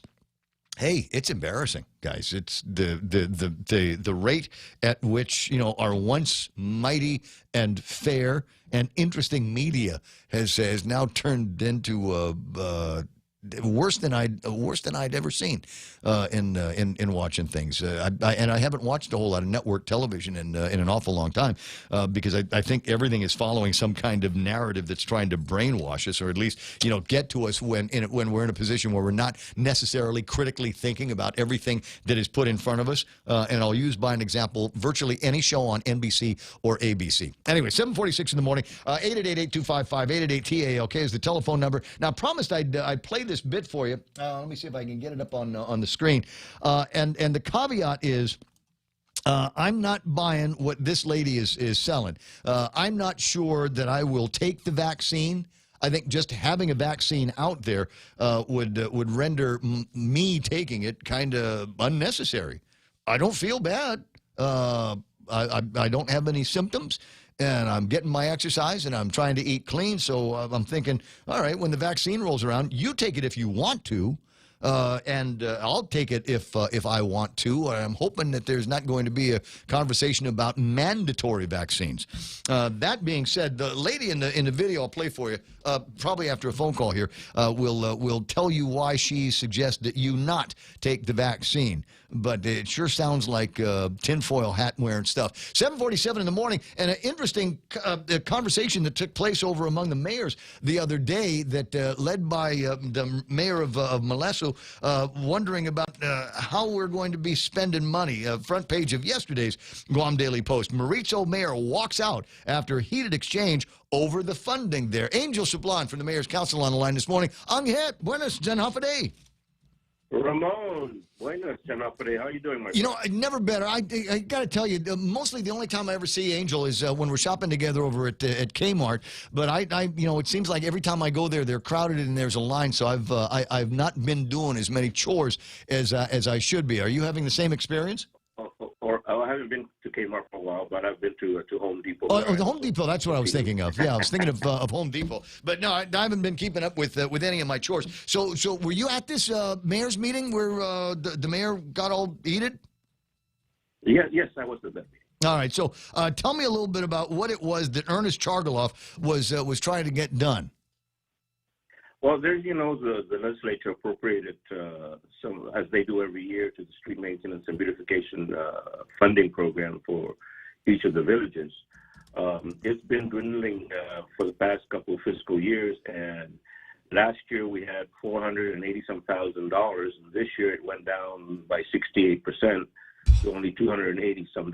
And usually what the legislature does is that for that funding source, they mandate that each village will get $20,000, and after the balance of that, they will divide it into the road mileage of each village. But road mileage, because we didn't get enough to give each village $20,000, obviously it would have been $380, but we only got $280. So we had worked out a base, and what Mayor Ernest did was he went back to further back into other fiscal years, and he looked at the historical data as to what's been happening with that funding source and how it gets divided, even though it does get less every year. And he came up with a percentage formula, and this one happened now to this year. Instead of 20,000 for each village, the legislature put their main, and so it was up to the mayors themselves to decide. And so the formula that Mayor Ernest came up with, which compared with previous years, is that about 86% would go to the villages as the base, and then the rest would go to the road mileage. So it came out to about 12,885 and somewhat cents to each of the villages. It didn't matter the size, the population, or the acreage, and then the remaining would go to the road mileage. Still, Dededo will still get the most because, of course, they, aside from Manila, they have the most road mileage. So she came from 44 in the previous formula, 1,000 to down to just a little bit over 23,000, I believe. But that's still a big challenge because before, Dededo was receiving like $230,000 from this funding source. So it is a big challenge for Dededo, for Manila, for Tamuning, and for Barrigada to last the whole fiscal year. I don't see how they can do it without an infusion from either a transfer from the governor's office or another supplemental appropriation from the legislature. Right. So it looks like everybody's going to be coming short. I mean, it sounds like there's equality, but in this case, it feels like everybody's going to be equally screwed. Or equally share in the burden. Well, I don't know how we're going to manage all of that with the short funds that are coming out. What exactly are the funds being used for, Angel? What are the mayoral responsibilities that are covered by that cash? That program's for the street maintenance. You know, the roads, they have potholes, they clean it alongside of the roads and maintain it and things like that. All right. Now, in years past, I don't know what the practice is now, and you can get some volunteers to do that, happy labor, maybe get more of the inmates over at the Department of Corrections to come out and do a little bit more by way of the zabao and do the thing with drunk drivers and kids that are caught with alcohol. Any plans along those lines to be able to take truants and put them to work? Well, we've had all those things in place and those plans in place, but you know what changed everything. So COVID just changed the whole entire, scene of where we get our help and all that, because we not only get from DOC, but we also get from the squadrons from the military that come out and support the villages, and so it's just been difficult because of this COVID. People just aren't as eager to go out and do anything. Well, and any appealing to the civic minds out there to do more by way of adopting some of these sides of the roads and cleaning up the trash and going out there and doing a little bit of bush cutting every couple of weeks? We have, but we haven't too much luck in getting people to respond. It's going to be tricky in the next little bit here. Has conversations already been made with the administration to see if they can have the capability of covering some of that over?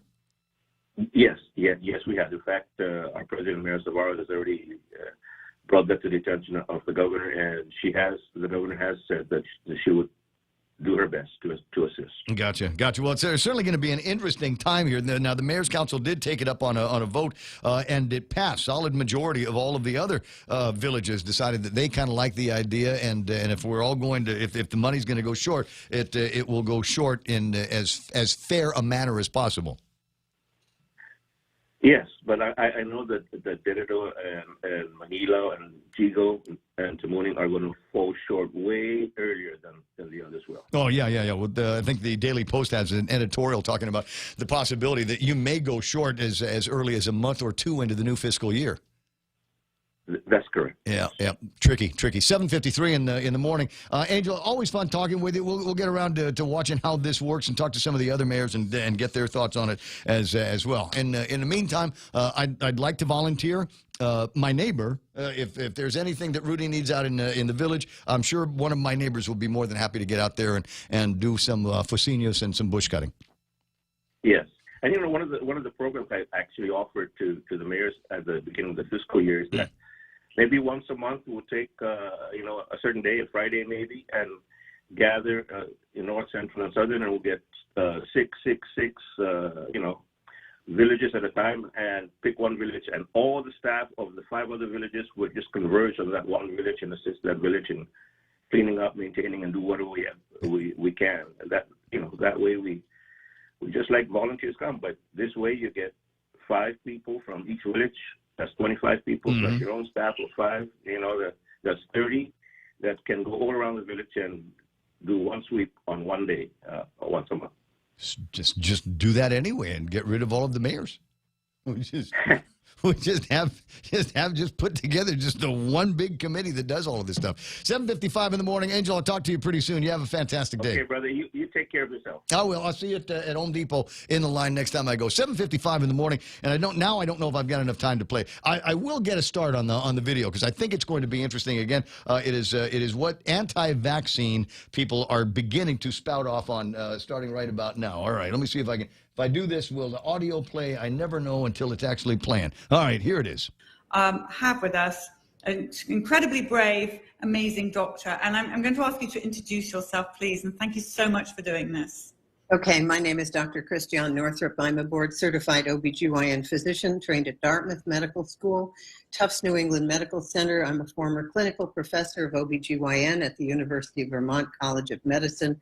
I'm the author of 3 New York Times best-selling books, including Women's Bodies, Women's Wisdom, The Wisdom of Menopause, and Goddesses Never Age. I've done 8 highly successful public television specials.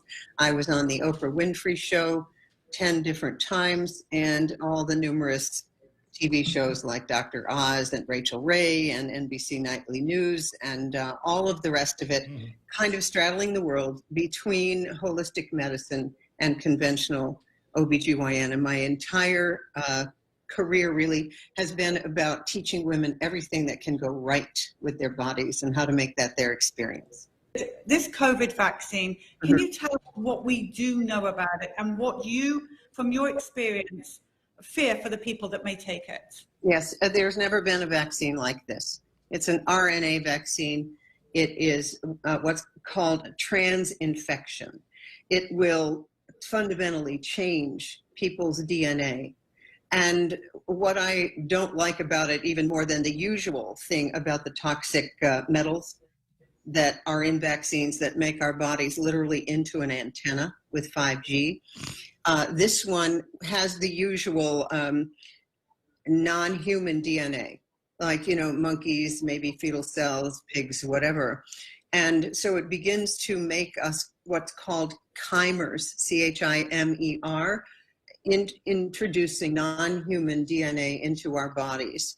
What is worse, though, is that there is a patent and work that they've done at MIT to make a dye, and the dye is called luciferase, and under a light you'd be able to see who was vaccinated, who wasn't, and the deal is to store your biometric information, because this vaccine will have nanoparticles, nanocrystalline particles that are actually little robots, and they like little antennas, and they will have the ability to take your biometric data, not only your vaccine record, but your breathing, your heart rate, your activities, sexual activities, drugs that you're taking, where you travel, all of that, and then take that data and store it in the cloud. What's even more concerning is that the Bill and Melinda Gates Foundation on March 26, 2020, applied for a patent number 060606, to take that biometric data, give you a barcode, and connect each of us to cryptocurrency so that we would become literally slaves to the system. Like everything, it would be the end of privacy, the end of freedom, because who gets the data? Who uses the data? And what do they do with it? So this patent to connect the vaccinated to cryptocurrency, making all humans a commodity, is extremely concerning. And everyone should be concerned, given that this is a virus from which 99.9% of people recover. So I would ask Why do we need anything like this? Because it goes far beyond those pandemics of old, smallpox and so on. This is very different. The plan here is to vaccinate the entire world. And the narrative that we're being sold is things will not go back to normal until everyone is vaccinated. All right. So how much of that, guys, how much of that did you buy? For Jay Rojas, in 2007, Joel and Ethan Cohen. For Jay Rojas, he said, oh, she was on Oprah? No credibility. Straight to jail. We'll talk about that and play a couple of more videos before the end of the day. It's 8 o'clock. Here's Fox News Live. A legal fight over election results. I'm Rich Dennison, Fox News.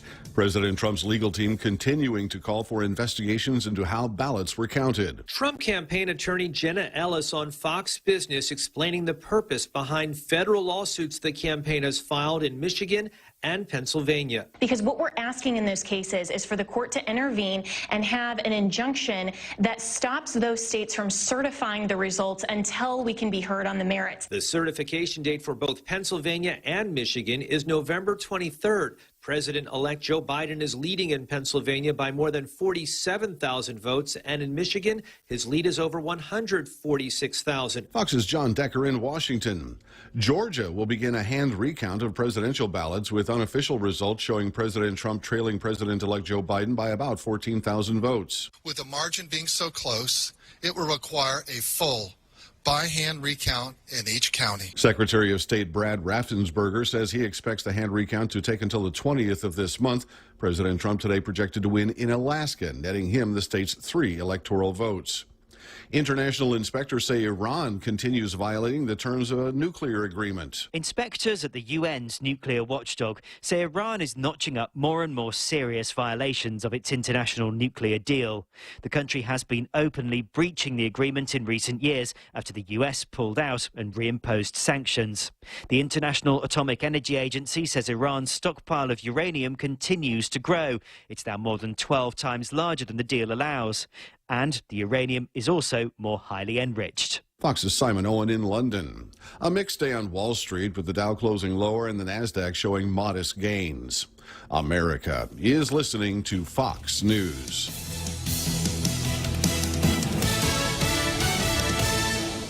Hafare Guam, this is Congressman Nicholas. Early voting is underway for the runoff election on November 17th. Even if you voted in the general election, or even if you didn't, you still need to vote again in order for your vote to count. You've shown in this general election that results matter. We've worked hard to deliver those results, but if we want to keep doing the work for you, we need you to vote for us one more time in this runoff election. Thank you, si Diyos maasi, and maraming salamat po. I'm Michael F. Houston Nicholas, and I approve this message. Oh, KFC, oh, KFC, original and crispy. KFC's Colonel Sanders here. KFC wants to make your busy holiday season a little easier with KFC's complete holiday feast. That's 12 pieces of KFC's original chicken, 3 large homestyle sides, 4 biscuits, and a free chocolate chip cake. Or try the 6-piece meal with our new sweet potato fries. Happy holidays from KFC Guam. It's finger licking good. The CDC is out with new guidance on the use of face masks to limit the spread of coronavirus. The Centers for Disease Control and Prevention now says face masks not only protect the person who wears them, but others around them as well. That's an update to previous CDC guidance that had encouraged mask wearing to help prevent infected people from spreading the virus to others. The CDC says they act as a block against virus particles that are exhaled by the wearer and blocking incoming virus droplets from others, and cites several case studies as proof. The CDC also pointed out that when officials told people to wear masks, infections and deaths fell significantly. In New York, Tanya J. Powers, Fox News. Texas has become the first U.S. state with more than 1 million confirmed coronavirus cases.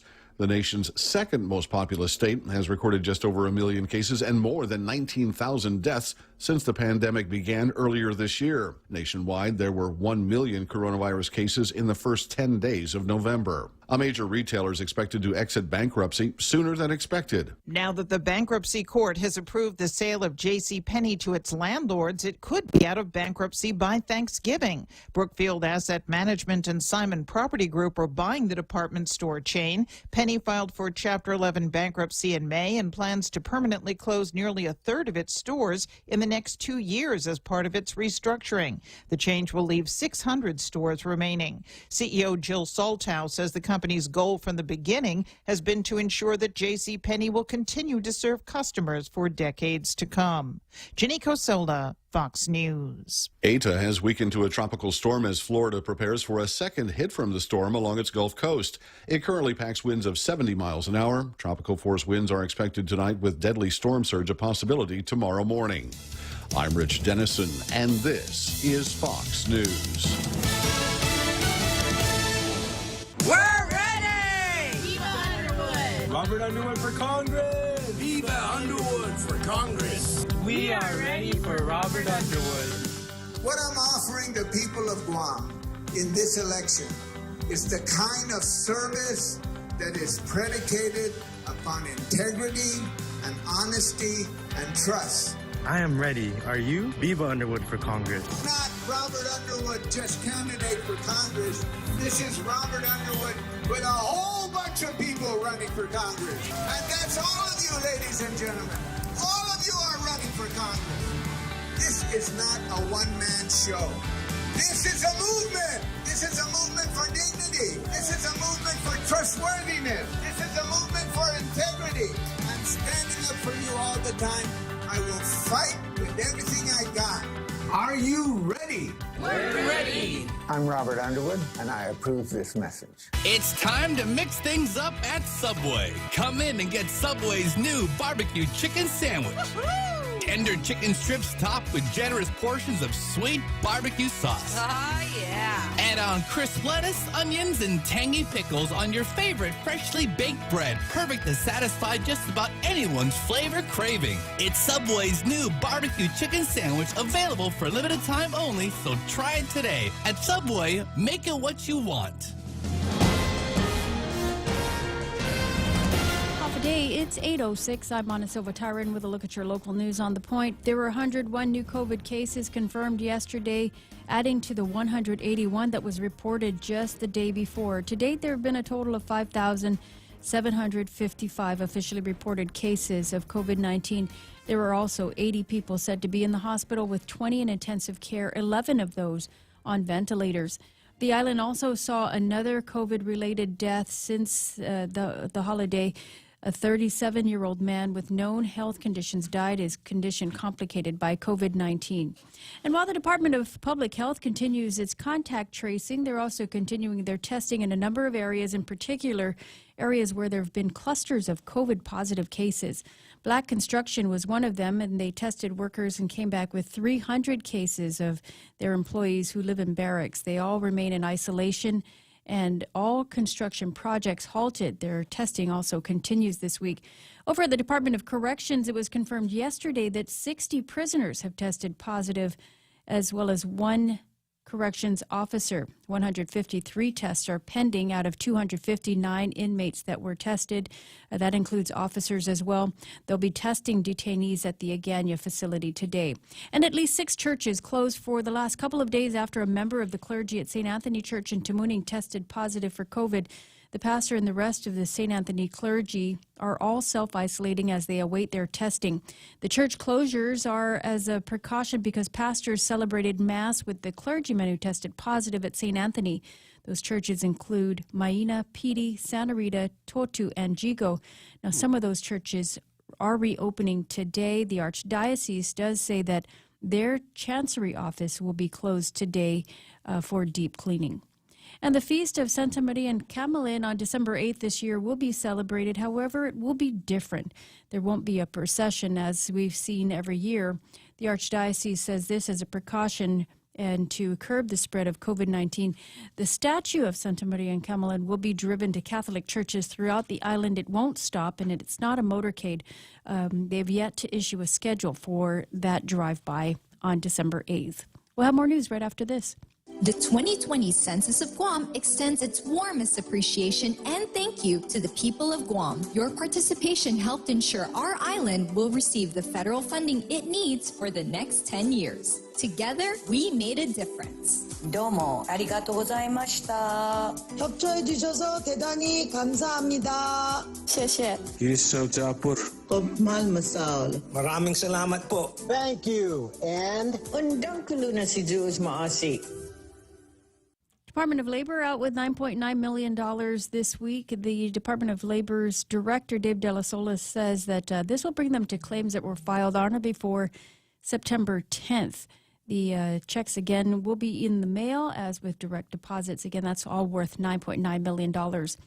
There were over 700 early votes cast already in the runoff race for Guam's congressional seat. The runoff scheduled for November 17th, but the early votes will continue until November 16th. The race between Delegate Mike Nicholas and former Congressman Robert Underwood, neither of whom received the 50% plus one votes to win the election. And while the Republican parties refused to throw its hat behind either of the candidates, Castro has sworn his support to Congressman Robert Underwood. Castro only got 21% of the votes in the recent election. And following a meeting with Underwood yesterday, he said he was going to give Underwood his vote, saying he is certain that he will represent Guam well in Washington, D.C. And those are your top stories here on The Point. Here's Ray with your weather. Can I borrow yours? Yep. Let me borrow from your weather. Partly cloudy skies and isolated showers today. Winds out of the east to 20 miles an hour. Daytime highs 88 degrees with a heat index. It'll feel like 90. For tonight, partly cloudy skies, more of those isolated showers. Winds out of the east to 15 miles an hour, and overnight lows should be about 78 degrees. Tomorrow, it's Friday. Tomorrow's Friday. Yeah, you know how that works. No frowning faces on Friday, and gayest shirt in the closet. And now I know what you're thinking. Nothing could top the shirt that I wore last Friday. You're thinking there's just no way that he's got anything gayer than that. Just wait till tomorrow, guys. Just wait until tomorrow. You know, I'm just going to take out the ironing board a little bit later on and freshen up some of the what. I got to make sure. You're giving me a reason to wake up tomorrow morning. Right. Yes, that's it. So tomorrow, partly cloudy skies, isolated showers, no frowning faces. Easterly winds to about 15 miles an hour. Daytime highs 88 degrees. Now, for those of you that are already planning your sunset watching tonight, 5:51. Is when it's going to be breaking the plan. Now it will feel like it goes down earlier, and I'll tell you why. Because it's going down, depending on where you are on the island. It is going down on the side. You can't make it out because we've got the hills up in Apra that are blocking the sun. The actual sunset. So places like Jimmy D's, and I'm thinking maybe some other spots in Tumon. It's getting blocked by the actual island itself. But there is still a little bit of sunset. So 5:51 tonight, about 5:51 tomorrow as well, for those of you that only get to sunset hunt once a week. It's 8:12 in the morning. That's news and weather together on The Point. Are you fed up with those long bank lines? Do you wish you had a bank who gave you faster service? Well, by enrolling in Bank Pacific's new mobile app, you don't even need to wait in line. But even if you do want to come down in person, we're more than happy to see your smiling face, as long as you have a mask. Because our service is so good, we don't believe in lines. Because for 66 years, we've been making sure you get the service you deserve. Because where others put branches, we place roots. And we're rooting for you. Member FDIC. The Extra Point with Jerry Roberts of Guam Training. Hi, I'm Jerry Roberts, and every day on The Ray Gibson Show, I get to comment on the incredibly diverse, fun, challenging, sometimes frustrating, often exciting, but always interesting world of work. I hope you'll be there with us. You can find daily transcripts of The Extra Point at guamtraining.com. Tune in every weekday morning at 7:20 for The Extra Point with Jerry Roberts, brought to you by Guahan Insurance Services and First Hawaiian Bank on 93.3 The Point. I got you. It's The Ray Gibson Show on 93.3 The Point, being brought to you by KFC, and they've got a bunch of incredible. These are the best sellers. You're at the top of the list of people of what folks are getting for breakfast when they go to KFC. The chicken fried steak. They got a couple of different kinds of wraps. One with chicken in it, one with sausage in it. And I'm still trying to convince the guys in their testing laboratory and their testing kitchens to combine them, sausage and chicken, same wrap. It'll be incredible. We got the AM waffles and sausage with the syrup that goes in there and the sausage, and it's all really good together. And the Colonel's Chicken Congee. If you haven't tried it yet, you should today, maybe for breakfast at KFC. Ray Gibson Show is also brought to you by FHP. They are open in P-Core 1 and P-Core Fun. And so if you've got an appointment, please keep your appointments. Don't worry about coming up with something down there, because everything has been sanitized 100,000 times, and they've got all kinds of procedures in place to keep you and their staff safe at FHP. It's the Ray Gibson Show. Morning talk that matters. Call now, 888-TALK. That's 888-8255. Oh, they're coming in too fast now.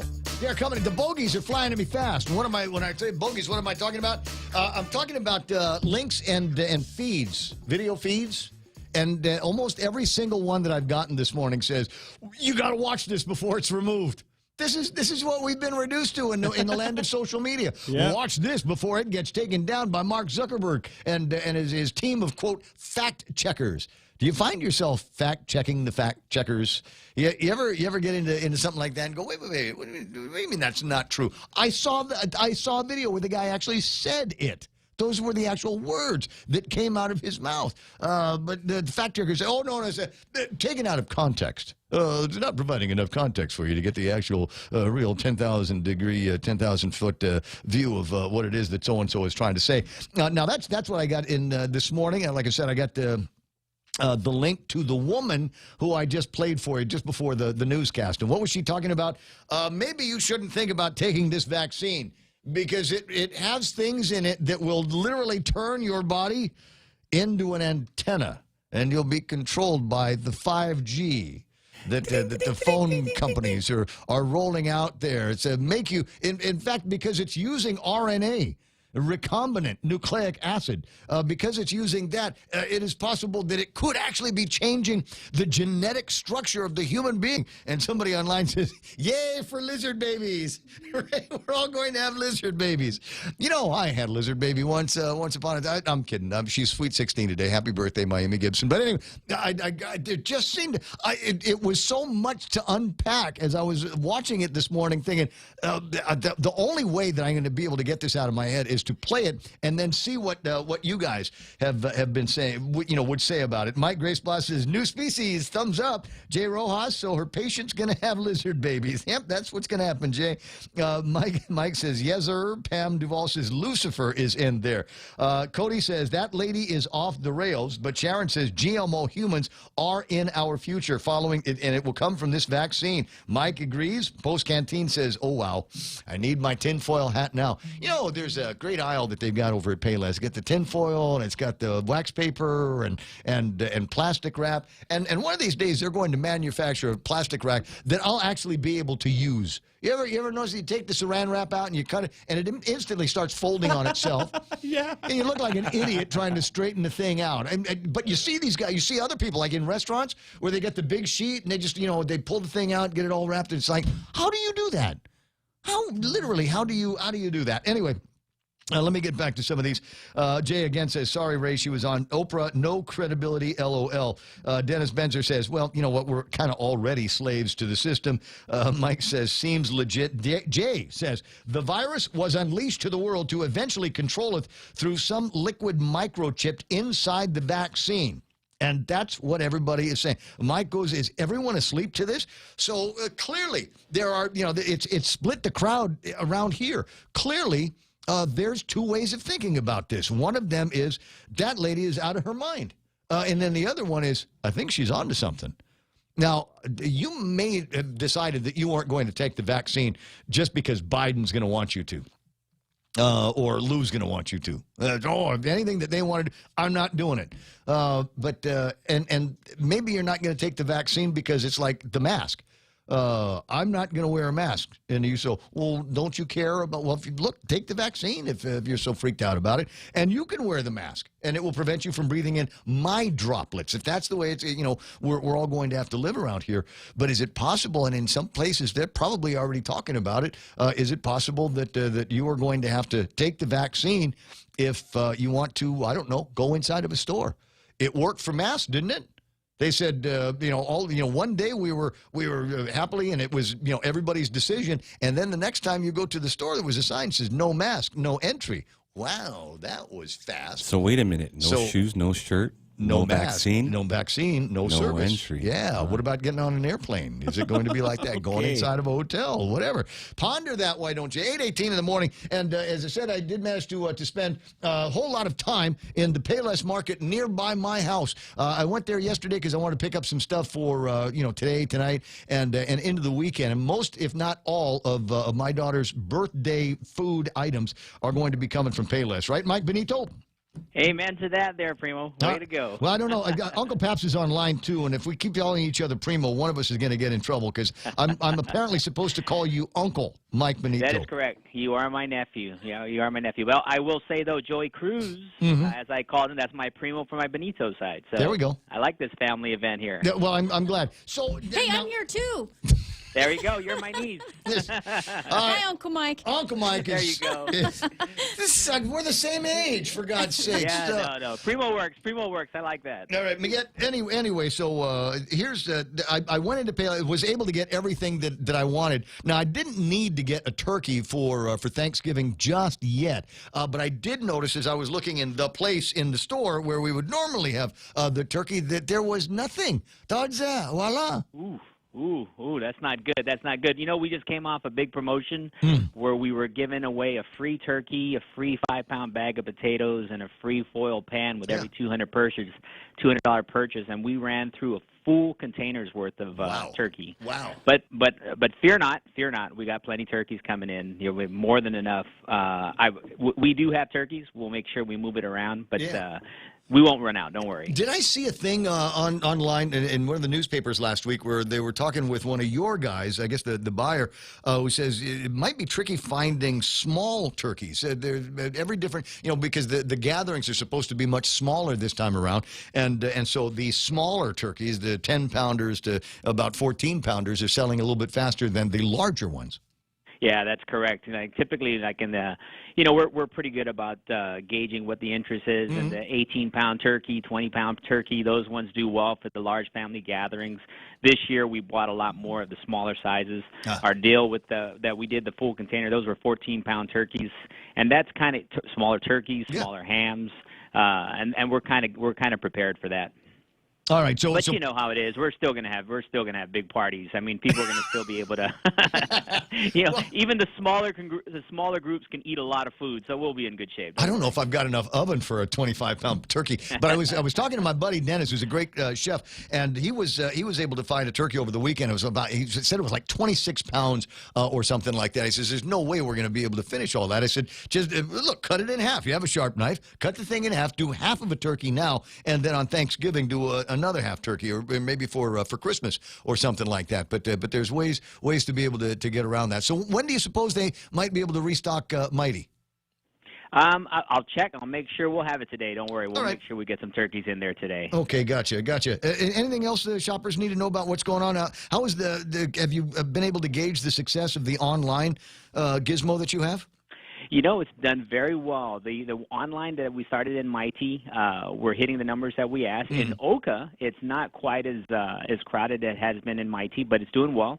Been very well received. We have a lot of repeat customers, and I think that's only going to grow. And we're going to start having that in all additional other stores eventually, and then hopefully add to that down the road a delivery component of it. But yeah, it's been received very well. All right, glad to hear that. There's a couple of Mona was talking about it earlier. There were a couple of things that she was looking for that weren't in the app. So, but that's just a question of eventually putting all the SKUs in, the SKUs.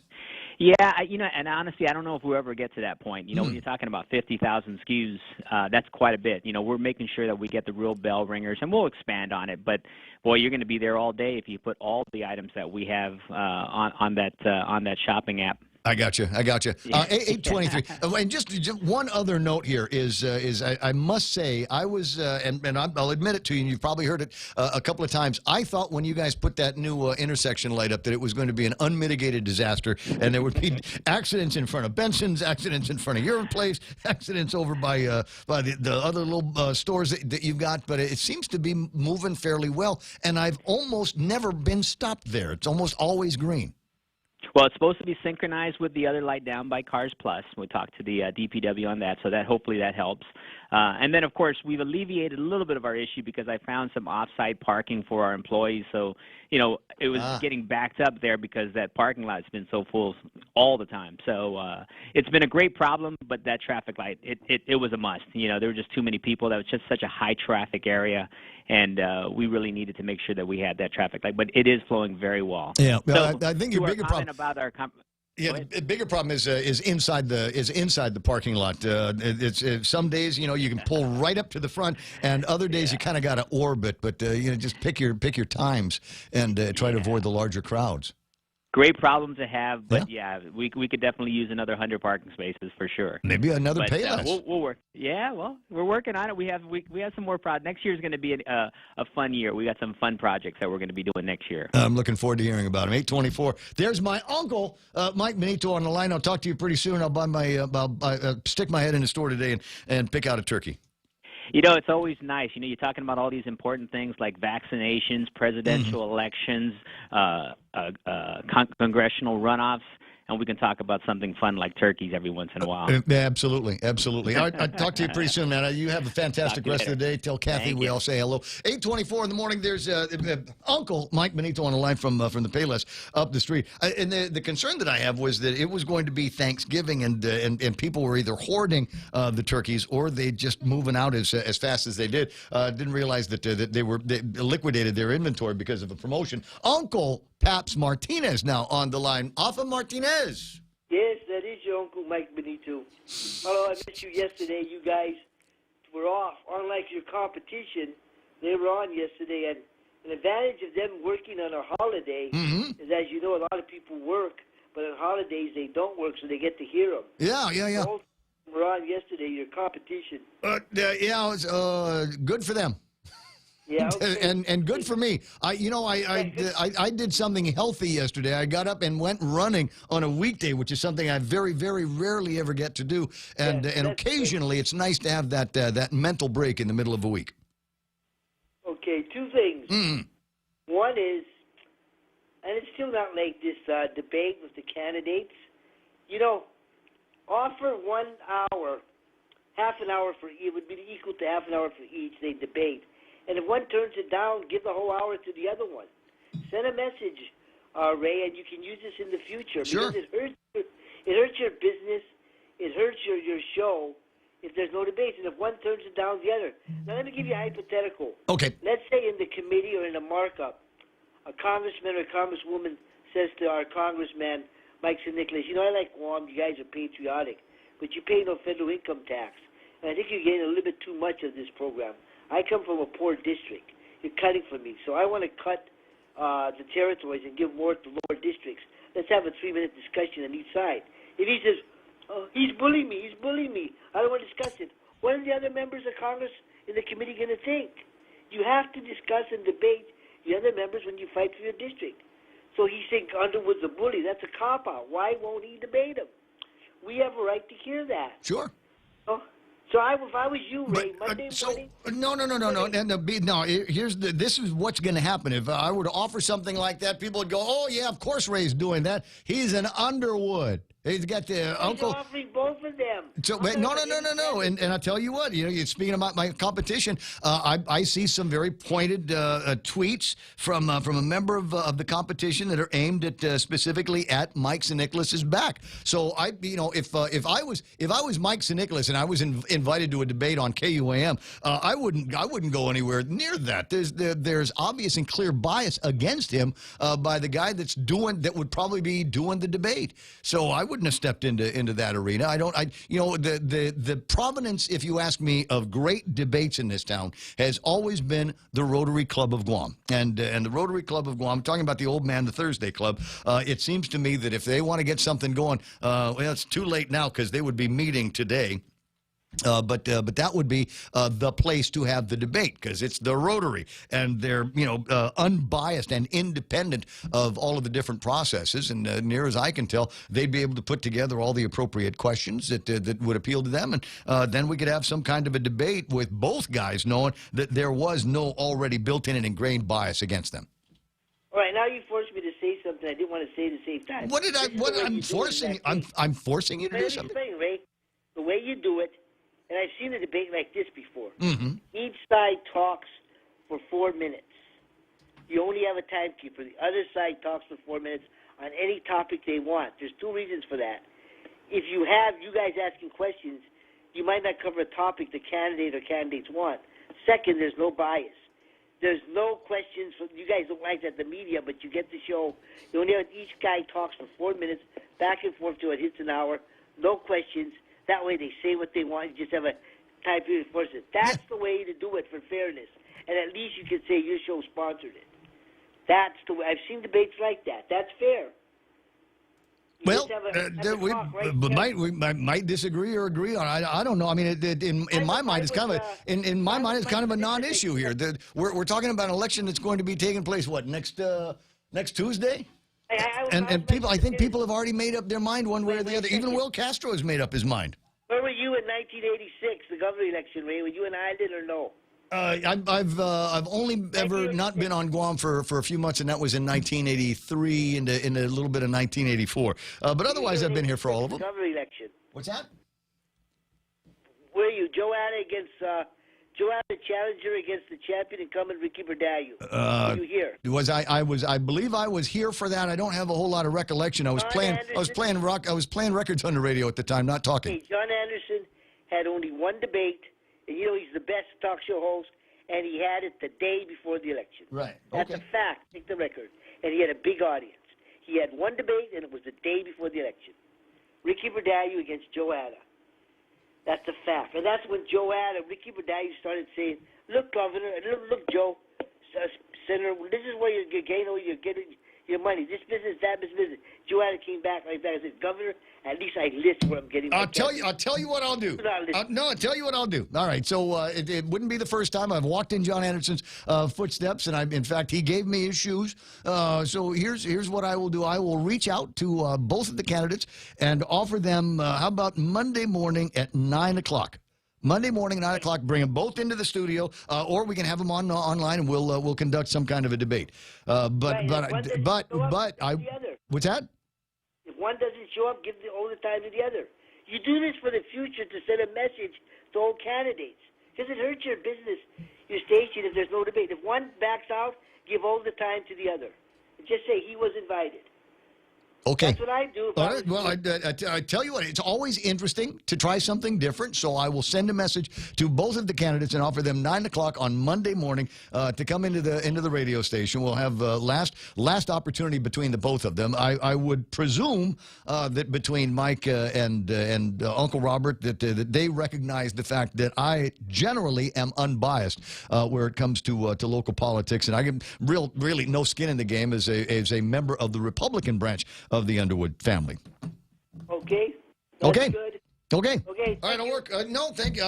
You know what? It's always nice, but the thing about working on holidays, not so much, because this has been a bizarre year for me in that I'm not going to cry about it, but I haven't been anywhere this year. I got off an airplane on the 3rd of January from a fantastic trip to spend some time in Bonifacio Global City in Manila, which is where God lives. I think he and I were in the same condo in the same B&B, but that was it was an awesome time, and I haven't gone anywhere since because of the stupid coronavirus. So every chance I get to sneak out a holiday, I'm going to grab it. And if the other guys want to work on holiday, okay, more power to them. Okay. Okay. All right, I got to go. All right, talk to you pretty soon. 888-825-5888, TALK. Smug says, seriously? Can I get you to do what I want on the radio too? Why not? Why not? What's it going to hurt to offer Uncle Robert and Mike some time on the radio to conduct some kind of debate? I tell you what, I'll do it like this. I'll even give you listeners an opportunity to come up with the questions. You can come up with the questions and then I will just present them. We'll get like a fishbowl or something like that. And let Mana pull out the question. We'll read it, and they've got a couple of minutes to answer it if they come in. Otherwise, I think it'll be kind of a fun thing to do. 8:33 in the morning, 888-825-8888-TALK is the telephone number. 988-5874 if you want to send me something on the meme machine. It's 8:33. Mana, you about ready with that last look at news and the headlines? Sure, why not? Sure, why not? We'll do that after these. Contact tracing is key to containing COVID-19. That's why we're introducing the Guam COVID Alert app. According to Oxford University, for every 100 to 200 downloads of this app, 100 infections can be prevented and 1 life can be saved. Help save a life. Go to guamcovidalert.guam.gov or download the app from the App Store or Google Play now. Add your phone to the COVID fight. Help Guam stop COVID-19. Chili's has a dinner deal you can't miss. Enjoy a tasty appetizer, 2 bottomless Coca-Cola beverages, and 2 mouth-watering entrees, all for just $35. Treat yourself to entree options like our fall-off-the-bone baby back ribs, personal fajita with chicken, or the ultimate bacon burger. Chili's 2 for $35. Available daily from 3 p.m. to closing for patio dining or takeout. Chili's is located on the 2nd floor of the Tuman Sands Plaza. Call 648-7377 to place your takeout order today. With Chili's, you can still savor the moment at home. Frank Iriarte says, no more Wuhan virus news, please. So that's reminiscent of a conversation that Mon and I were having towards the beginning of the program. Kind of like every day. Yeah. So what's gonna late December, so maybe just after the Christmas holiday, both of the newspapers are going to come out with their biggest story, year in review. One topic. There is one, maybe 2. The COVID-19 and the election, but the election affected by COVID-19. Yeah, so I don't know that we'll ever be able to get out from under all of that. Pam Duvall says, do it, Ramon. You know we all want to hear a good debate. Last year, the question was, when are we going to stop talking about dengue fever? Well, and we beat that, yeah. Now we're talking about something new. I don't never know. Hopefully it's better than worse. Did we have a big sports story this year? Besides our guy Roki kicking butts. That's made it big. like a #1 thing. He's got another fight. In fact, I think he's in Las Vegas now, right? Like today? No, not today. Oh, we'll watch and see. Tom Bernardo says even a Zoom debate would be great. What is it? Post Canteen says, what in the world would MSN gain from a debate? And the answer is nothing. And if you take a look at the number of votes cast on the Democratic side of the ballot in the general election, he's clearly the leader in this. And you're right, makes the case, right? If he doesn't show up at the debate, whatever, and is an hour of radio airtime. Though I don't know, would I give him a whole hour? I don't know. Would that be enough to push Uncle Robert over the edge? So questions. Think about some of the things that you would like to ask somebody that's going to Congress about what they'd like to do. And like I said, I'll start collecting questions from the Facebook Live people. It's 8:36 in the morning. Montecillo Tyron has now got your 8:30 news. Well, there were 101 new COVID cases confirmed yesterday. It adds to the 181 the day before, and testing will continue. There are 80 people in the hospital with 20 in intensive care. Over at the Department of Corrections, their testing does continue there at the Agana facility today. Over the holiday, 60 prisoners were confirmed to have tested positive, and 1 more DOC officer tested positive. 259 inmates and officers were all tested. 153 tests are pending. And at least 6 churches were closed for the last couple of days after a member of the clergy at St. Anthony tested positive. The pastors at the St. Anthony clergy are all self-isolating as they are awaiting their testing. The Department of Labor also saying that they put out $9.9 million this week. Over at the legislature, there are a couple hearings going on, a virtual oversight hearing on the Department of Revenue and Taxation.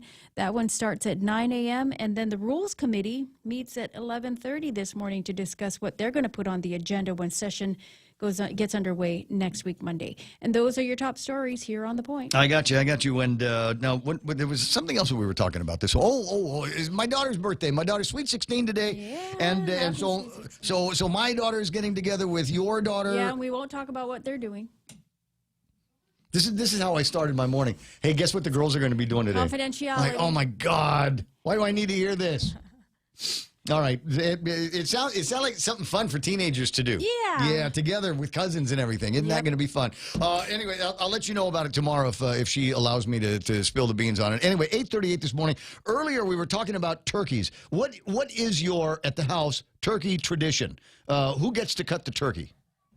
Not the cheese. I cut the cheese. Do you cut the turkey? My mom would cut the turkey. Mom cuts the turkey. Yeah. Mana, over at your place? You and Dave and Phil do the cutting. Who gets the wishbone at your house? Oh, who gets the wishbone? I don't know. You saw right through that thing. So I haven't seen a wishbone in years. I have an electric knife. Yeah. So which makes the process that much easier because we our place is so much protein, there's so much got the roast here and a ham over there and a turkey over there, and you got to be able to cut through it pretty quick. And so I've got an electric knife. I think Dave's got an electric knife as well. We both go to work on those things. But there are some people My that husband's got a chainsaw. Does he use a chainsaw for cutting? Oh, so there is such a thing. Really? There is such a thing. For a turkey? For a turkey. Would you like to see? Yes, the YouTube story of a knife that's made to look like I think it's called a magic carver or something like that. Holy the cow, mighty carver, and it's supposed to be a chainsaw. Time to carve.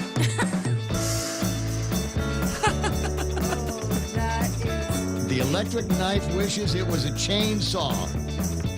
So they've got this mighty carver. All of my guy buddies are watching this going, oh, I need that. Oh, do they sell that on Guam? My anniversary's next week. I don't know. If they do, it's probably at Base, man. Maybe Base got that. But That is so cute. Isn't it electric? It is cute. It's an electric knife that is made to look like. And you go to magiccarver.com, and I want to say it was one of those things that it was crowdsourced or something like that, where they put together a bunch of people and one of those entrepreneur things. And somebody found some funding for it, and it's a real deal, and you can go online and buy it. Probably not going to be here. Well, no, it's still early enough in the month. Could be here by Thanksgiving if you hold your nose right. Maybe they can get all the orders in. Give that a shot. Why don't you? 20 away from 9 o'clock in the morning. Ray Gibson Show continues in a moment. You've got a job to do. Having the right equipment for the job is critical, and East West Rental has the exact tools you need. Get it done faster with the right stuff, whether it's landscaping tools, concrete tools, lifts, trucks, lights, generators, trench boxes, welders, tents, tables, and chairs. They're here to help you tackle any project you're working on, big or small. Open Monday to Saturday, 7 to 5, closed Sundays. Find what you're looking for at East West Rental Center in Upper Tumont or call 646-1463. What's that? 20 away from 9 o'clock in the morning, portions of the program being brought to you by Mezcla and Mezclados. Have you had a chance to go by Mezclados? They're doing curbside, not curbside dining, curbside delivery and good to go and grab to go and all of those kinds of guys. If you want information on how to get it from their kitchen to your house, call Mezclados at 646-6295 or visit them on the web at mezclados.com for the entire menu. Ray Gibson Show. Hey Siri. Hi Bixby. Go ahead. I'm listening. Open the Point app. Opening. Live stream, on demand, swap stations, check out the visual radio. Get the free app available on the App Store and Google Play or go to thepoint.gu. Huh? Is it time? Traffic me? We'll put it on the screen. Sure, why not? 888-255-888-TALK. Is there any kind of traffic that's happening this morning? Let me see if I can get this moving so that you can see what it is that I'm looking at. On screen right now, mine and yours. Little less traffic up in the Dededo area, though it still looks like we're slowing down as you get closer and closer to Anderson Air Force Base. Inbound traffic, Route 4, not so bad. Route 8, a little bit slow over by the old Rainbow intersection. Might see some traffic on Marine Corps Drive in between Jimmy D's, access to Jimmy D's, and over at the ITC building. Moving south, not a whole lot happening. There's a little bit of intersection bubble over by the cemetery in Petey, and also traffic getting into Navy base down in Sumai. The usual stuff here. 8:42 Thursday morning on The Point. Oh, KFC, original and crispy. KFC's Colonel Sanders here. KFC wants to make your busy holiday season a little easier with KFC's complete holiday feast. That's 12 pieces of KFC's original chicken, 3 large homestyle sides, 4 biscuits, and a free chocolate chip cake. Or try the 6-piece meal with our new sweet potato fries. Happy holidays from KFC Guam. It's finger-licking good. Elizabeth Gumatauta saying, oh, there goes my holiday. Please, no debate. No debate. like I said, I'll ask them. That's whatever.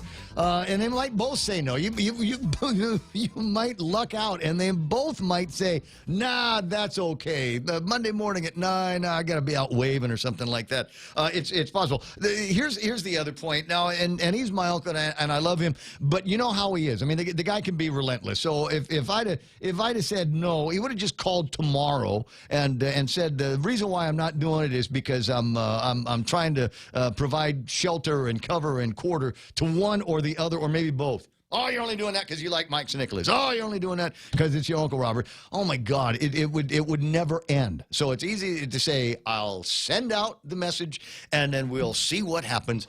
And I'm all right at when it comes to debates, and he's right. I've conducted debates in the past, not necessarily with my Uncle Robert, but with people that I've had personal admiration for. But when you're holding the microphone and you're in a room or in a venue where there are a lot of people that want to ensure that there is no specter of I don't know, the harmony of interests and that kind of thing, some kind of bias. I like to think that I do that all right. But that's just me. I mean, I could be wrong. 8:44 in the morning, 888-8255, 888-TALK. Buenos Zenhofer Day, Dan. Hey, how you doing, Ray? It's my buddy Banana Dan. But we used to say it was just Big Dog and Dan back in the day. Hey, Ray. Hey. I got really awesome news. I got a long message from Bali last night. Oh? Guess what? They're going to let me in without a quarantine. Well, almost. They're going to open up the island on December 1st. They're doing tests right now with people to run through like the protocols. Yeah. But here's the deal: you go there, you get off the airplane. They give you a swab test right there. It takes 3 to 4 hours to get the results back. Mm-hmm. In those 3 to 4 hours, they put you in a special hotel at your own expense now for 4 hours. Not 6 days, not 2 weeks, all of that. And if you're negative, you get out and they tell you, look, wear a mask, social distance and all that. They go, because, you can do all the mitigating factors and still open the economy. You just tell people they have to be careful. Now, if they were in their own country, they would have to be careful too, right? Absolutely. So why not come and give money to the tourist economy in Bali? Well, or gee, maybe it could be something like that in Guam, huh? Oh, never happened. No way, dude. And look, everybody here is married to the mitigation factors that they put in place 8-9 months ago that clearly now don't work. But we're not going to change anything. Dan, they've already bought the embroidered hats. The guys from the Department of Division of Environmental Health, they already have DEH hats. It doesn't say DPHSS, right? It's DEH. So it sounds like, one of those 3-letter groups like the FBI or the CIA. The DEH is there. And they got these guys walking around with these little badges, and they want to see all your paperwork. We want to see how many people you contact traces. We want you have to go and stay in a hotel, even though you tested negative before you left, and you tested negative when, and we're going to hold you for 6 days because of incubation periods and all this other nonsense. They are married to that. There's no way it's going to be going. And who knows? I mean, there's a whole lot of money that's floating around here with this CARES Act deal that we're never going to find out about what the spend is going to be like, who the real beneficiaries are for COVID-19. We're not going to know that for an awful long time, and by then we'll be on the next disaster. It's just amazing. I've always said this that it shouldn't take 4 days or 6 days for a test to come back. So they're going to put a mobile lab at the airport. And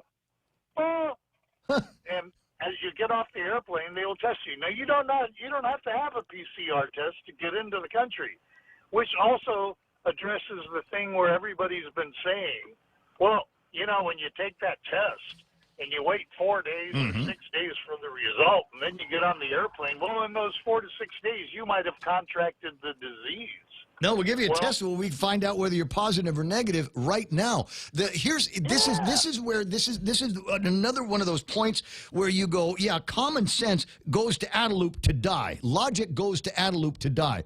They made a big deal a few weeks ago about Hawaii, which is now open to international travel. You go to diagnostic labs as an example, and you got a ticket from the diagnostic labs that says you are negative. You can go to Hawaii. And they were all worried here on Guam about, well, wait a second, what about people from Guam? So they said, no. The diagnostic lab on Guam is the same as the one in Hawaii, is the same as the one in L.A. or SeaTac or whatever. And so now people from Guam with that diagnostic lab sticker can go to Hawaii and go and enjoy Waikiki and go shop at the Walmart and all of that. Sure. What tomorrow's do when we go to Hawaii. But anyway, but the opposite is not true. You cannot come from Hawaii to Guam with a diagnostic lab sticker and get off the airplane. You're still going to do 6 days in the Dusit.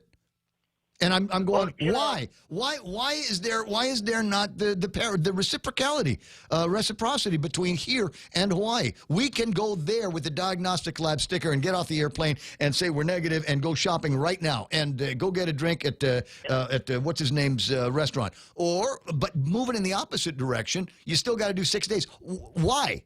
Does that make any sense at all to you? Well, no, and Ray, the best thing is, getting a PCR test in advance is stupid. Get off the airplane. Now, Bali, they have 7 million tourists a year, not 1 million like Guam. And, Guam, they said, oh, well, we can't test people at the airport because of the turnaround time. Well, how do they figure it out in Indonesia when, they're looking at a caseload of, well, maybe not 7 million right away, but they're going to have a lot of people. And, it just, what? The interesting thing that said in the press release, it said, COVID-19 is just another disease. It can be avoided. It can be mitigated. And very soon there will be a vaccine for it, too. So, but it's a disease. Treat it like one. It's not some mysterious thing. There are ways not to get COVID-19. Wash your hands, social distance, wear a mask, all of those things that they're telling us. Fine, everybody's doing it. Seems to me that the only people getting sick anymore are people who work in the government of Guam. Do you see the numbers over at DepCor in the last 72 hours? Yeah.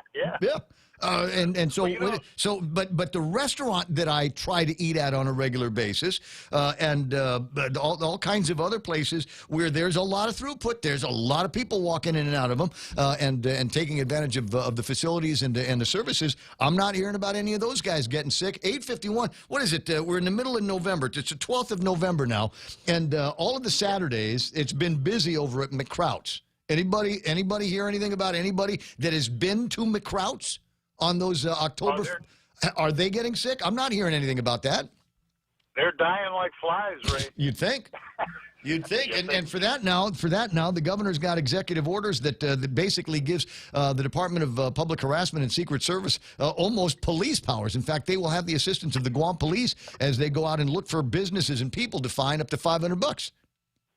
Well, in Bali, if you're not wearing a mask, and the police have quit doing traffic patrols, the police now, it's a $10 fine. And, they also have the discretion to make you drop and do 25 push-ups. And they say that the 25 push-ups penalty is much better because it shames the people in front of everybody else. Take me a half hour to do 25 push-ups. Yeah, well, you and me would pay the $10. Yes, I'd pay twice because you come back in 20 minutes. I still won't be wearing the mask.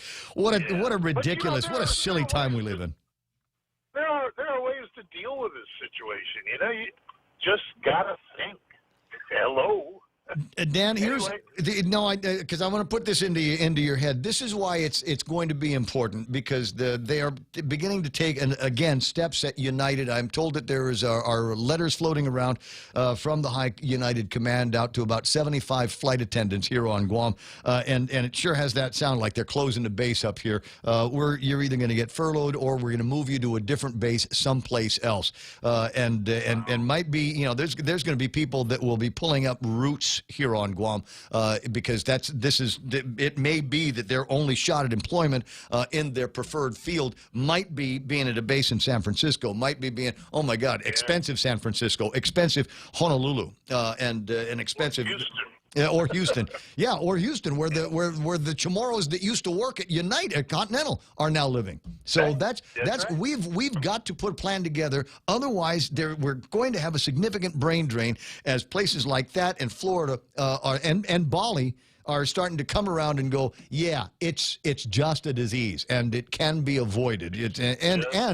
Here's another one, guys. It's not an instant death certificate. It's not like you're going to get COVID-19, which is the sickness equivalent of pancreatic cancer, where you got days to live. There's ways around it, guys. You just got to figure it out. Dude, it's always fun talking with you. Let's get together. You drinking again? Man. No. No, you still not drinking? All right, fine. You have coffee. I'll have beer. I'm not smoking cigarettes either. You quit smoking cigarettes? Yeah, man. 5 years. Over 5 years. What's it been for me? 10, 11? Yeah.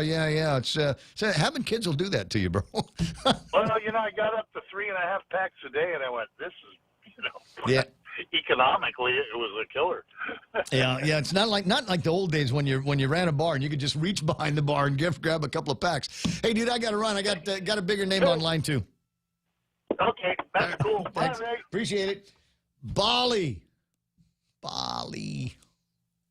Almost had reservations to go to Bali, and then the bombs went off, and then the Continental stopped flying down there. There was no more directish flight down to Bali. But it would be worth it now, wouldn't it? Wouldn't it be worth it? Call your travel agents. Oh, what's that? So I got my friend Catherine Castro on the line from the Chamber of Commerce. Good morning, dear. Hi. Good morning. Oh my God, I love that voice. Oh my God. I'm going to make that the ringtone. I'm going to loop that part out. That's going to be the ringtone, and everything, instead of the alarm going off in the morning, it's going to be you with that voice saying, "Hi, good morning." Well, hello. Anyway, you're very kind. All right, enough Thank flirting. you. Enough flirting. I'll save that for later. Okay. It's 8:55 in the morning. So I'm getting a whole bunch of emails from all these people that want to be on the Chamber's board of directors. What do I do with all of those? You got to vote, Ray. And you know what's really cool? Do I get a sticker? You can. You get a receipt. Ah! Once you vote, you get a receipt for voting. And that's it. And then you can't vote again, because we're really good on making sure we don't have voter fraud. Not like the Democrats. Are you sure? We've got somebody's put some kind of control on it. All right, so I get a receipt. Somebody said, "What do you do with the receipt?" I said, "You can use that and get a burger at Cool Spot." You can take that. You can get a pizza over at Chuck E. Cheese with that. How's that? But yeah, it's really cool this year, Ray. This is our first time to have a virtual ballot. People have been asking us why we haven't done this before. Well, now we're forced to do this. Yeah, I don't like it. Go back to the old way. I like showing up at the Hilton or whatever the hotel is over at the Sheraton, and you've got these people that and everybody does a big show about it. I mean, they come out, they got placards and postcards and signs and cheerleaders. It really is kind of a rah-rah experience, and you feel like that you are a bigger part of it, as opposed to just opening up a ballot on your computer and filling something out. So I'm definitely going to be missing that. So what? Now I am a member of the Chamber of Commerce, and I got a note from Rebecca the other day, and eventually I'm going to get the invite to go and vote. Right? That's correct. Okay. So there are obvious caveats, right? So if again, do I have to be paid in full? Do I have to be paid up? You have to be paid. That's one. Another one is it's one ballot per company. So whoever is the most executive person in the company, or the most senior executive, will receive the ballot, unless otherwise advised by the company. And then another thing, too, is a company can provide a proxy letter to somebody else to vote for them. And or we've just, maybe an email has changed and nobody let us know, or we didn't know, or, something like that. So you just got to let us know if you did not receive your ballot yesterday by 8 o'clock. We've had a ton of phone calls and emails. And we've been able to take care of almost every single inquiry about why they didn't receive a ballot. And, it's fun. People are excited about it. And we already have 100 companies that have voted in the 24-hour period since we've sent the ballot out. Since they've out. Okay. Good. Well, you keep an eye. We'll keep an eye. When is the deadline now? When are the ballots going to be counted? So the deadline will be at 8:30 on next Wednesday, November 18th, and then we should be able to provide the results not too long after that. Okay. All right. Now I'm gonna make a plug here because there's people that I know and love, and I would like to see on the board, and among them my brother Dave Silva. Kim Anderson Young, Charlie Hermosa. There's a few other people that have been sending me their paperwork, and I don't remember their names off the top of my head. But certainly those three, I think, would do a fantastic job working with you and the chamber to move forward with some of the things that businesses around here need. And it's a little bit more fire being put on the topic of opening up. We've got a lot of people that are reporting that they've got COVID-19, and a growing number of them seem to be people in the government of Guam. Frankly, I'd like to have those guys not included in the count, because I think they're people in the private sector, businesses, restaurants for sure, and a number of retail businesses that are doing it right. And I think we're getting painted, we're getting hung with the same rope as the guys that are doing it wrong. And I think the government needs to do more and crack down on their mitigation before they start looking at the private sector. That's just me, though. Yeah. Preaching to the choir there. Yeah, I do know it. Yeah, I do know it. All right. The less of that, I suppose, before we get into the Fox News. But I appreciate your time. We'll talk again in just a little bit. You have a fantastic day, and I'll work on either sending you some money so I can vote, or just keep plugging away for my brother. Thank you. All right, dear. You have a great day. Right, Catherine Castro from the Chamber of Commerce. 9 o'clock in the morning. Is it time for Fox News? Yeah, on the point. Record numbers. I'm Lisa Lacera, Fox News. Alarming news in the fight against COVID-19. U.S. COVID hospitalization numbers have reached a record high of more than 61,000, while new daily cases have passed 136,000 for the first time. That's 8 days in a row on 100,000 or more new cases. There are healthcare staff shortages in some states, and Texas has become the first state with more than 1 million cases. In El Paso, they're adding more mobile morgue trucks from 4 to 10 because of the death rate. Maryland has new restrictions starting today following a case surge there. Johns Hopkins says there have been more than 239,000 U.S. deaths due to COVID-19. In New York, Tanya J. Powers, Fox News. New York and Indiana, just two of the states reimposing coronavirus restrictions. In New York, Governor Andrew Cuomo is ordering bars, restaurants, and gyms to close at 10 p.m. and is banning private gatherings of more than 10 people. In Indiana, an executive order starting this weekend will limit crowd sizes to 20 people in counties with the highest risk, and the statewide mask mandate is being extended for another month. The results of the Senate race in Alaska are in, and there's a projected winner in the presidential race in that state. Republican Senator Dan Sullivan has won re-election in Alaska, guaranteeing the GOP at least 50 Senate seats in the next Congress. 2 Senate races in Georgia will be decided by a January runoff. Sullivan was the favorite, but faced a fundraising surge from independent candidate Al Gross. Election officials began counting more than 155,000 absentee and early ballots Tuesday, and Sullivan maintained his large lead. The Associated Press also projected President Trump is the winner in Alaska, bringing his electoral college count to 217. Jared Halpern, Fox News. Wall Street at the close, the Dow minus 23 points, the Nasdaq gained 232, the S&P up 27. America is listening to Fox News. Chili's has has a dinner deal you can't miss. Enjoy a tasty appetizer, 2 bottomless Coca-Cola beverages, and 2 mouth-watering entrees, all for just $35. Treat yourself to entree options like our fall-off-the-bone baby back ribs, personal fajita with chicken, or the ultimate bacon burger. Chili's 2 for $35. Available daily from 3 p.m. to closing for patio dining or takeout. Chili's is located on the 2nd floor of the Tuman Sands Plaza. Call 648-7377 to place your takeout order today. With Chili's, you can still savor the moment at home. The 2020 Census of Guam extends its warmest appreciation and thank you to the people of Guam. Your participation helped ensure our island will receive the federal funding it needs for the next 10 years. Together, we made a difference. 도모 아리가또 고자이마시타. 협조해 주셔서 대단히 감사합니다. 谢谢. Maraming salamat po. Thank you. And undang kuluna si Jules Maasi.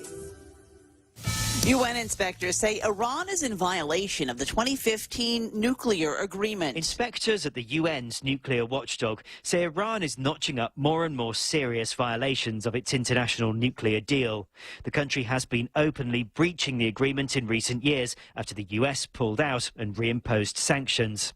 The International Atomic Energy Agency says Iran's stockpile of uranium continues to grow. It's now more than 12 times larger than the deal allows. And the uranium is also more highly enriched. In London, Simon Owen, Fox News. Hurricanes are keeping their staying power longer once they make landfall. That's according to a new study out of Japan. Researchers looked at 71 Atlantic hurricanes since 1967 and found in the 1960s hurricanes lost wind strength by 2/3 within 17 hours of landfall. But now it generally takes 33 hours for storms to weaken to that same degree. If you're cooking your first turkey this year, a supermarket chain and an insurance company have teamed up to cover you if you make a mistake. Whole Foods and Progressive Insurance have a special promotion called the Thanksgiving Turkey Protection Plan, aimed at the millions of Americans having scaled down celebrations this year, some of them with little cooking experience. To qualify for the coverage, you need to purchase a Whole Foods brand turkey by November 22nd. If you burn, undercook, overcook, or have any other kind of turkey failure between Thanksgiving and Black Friday, you could receive a $35 Whole Foods gift card. You need to go to turkeyprotectionplan.com to submit a claim. Only the first 1,000 eligible claims will receive the gift card.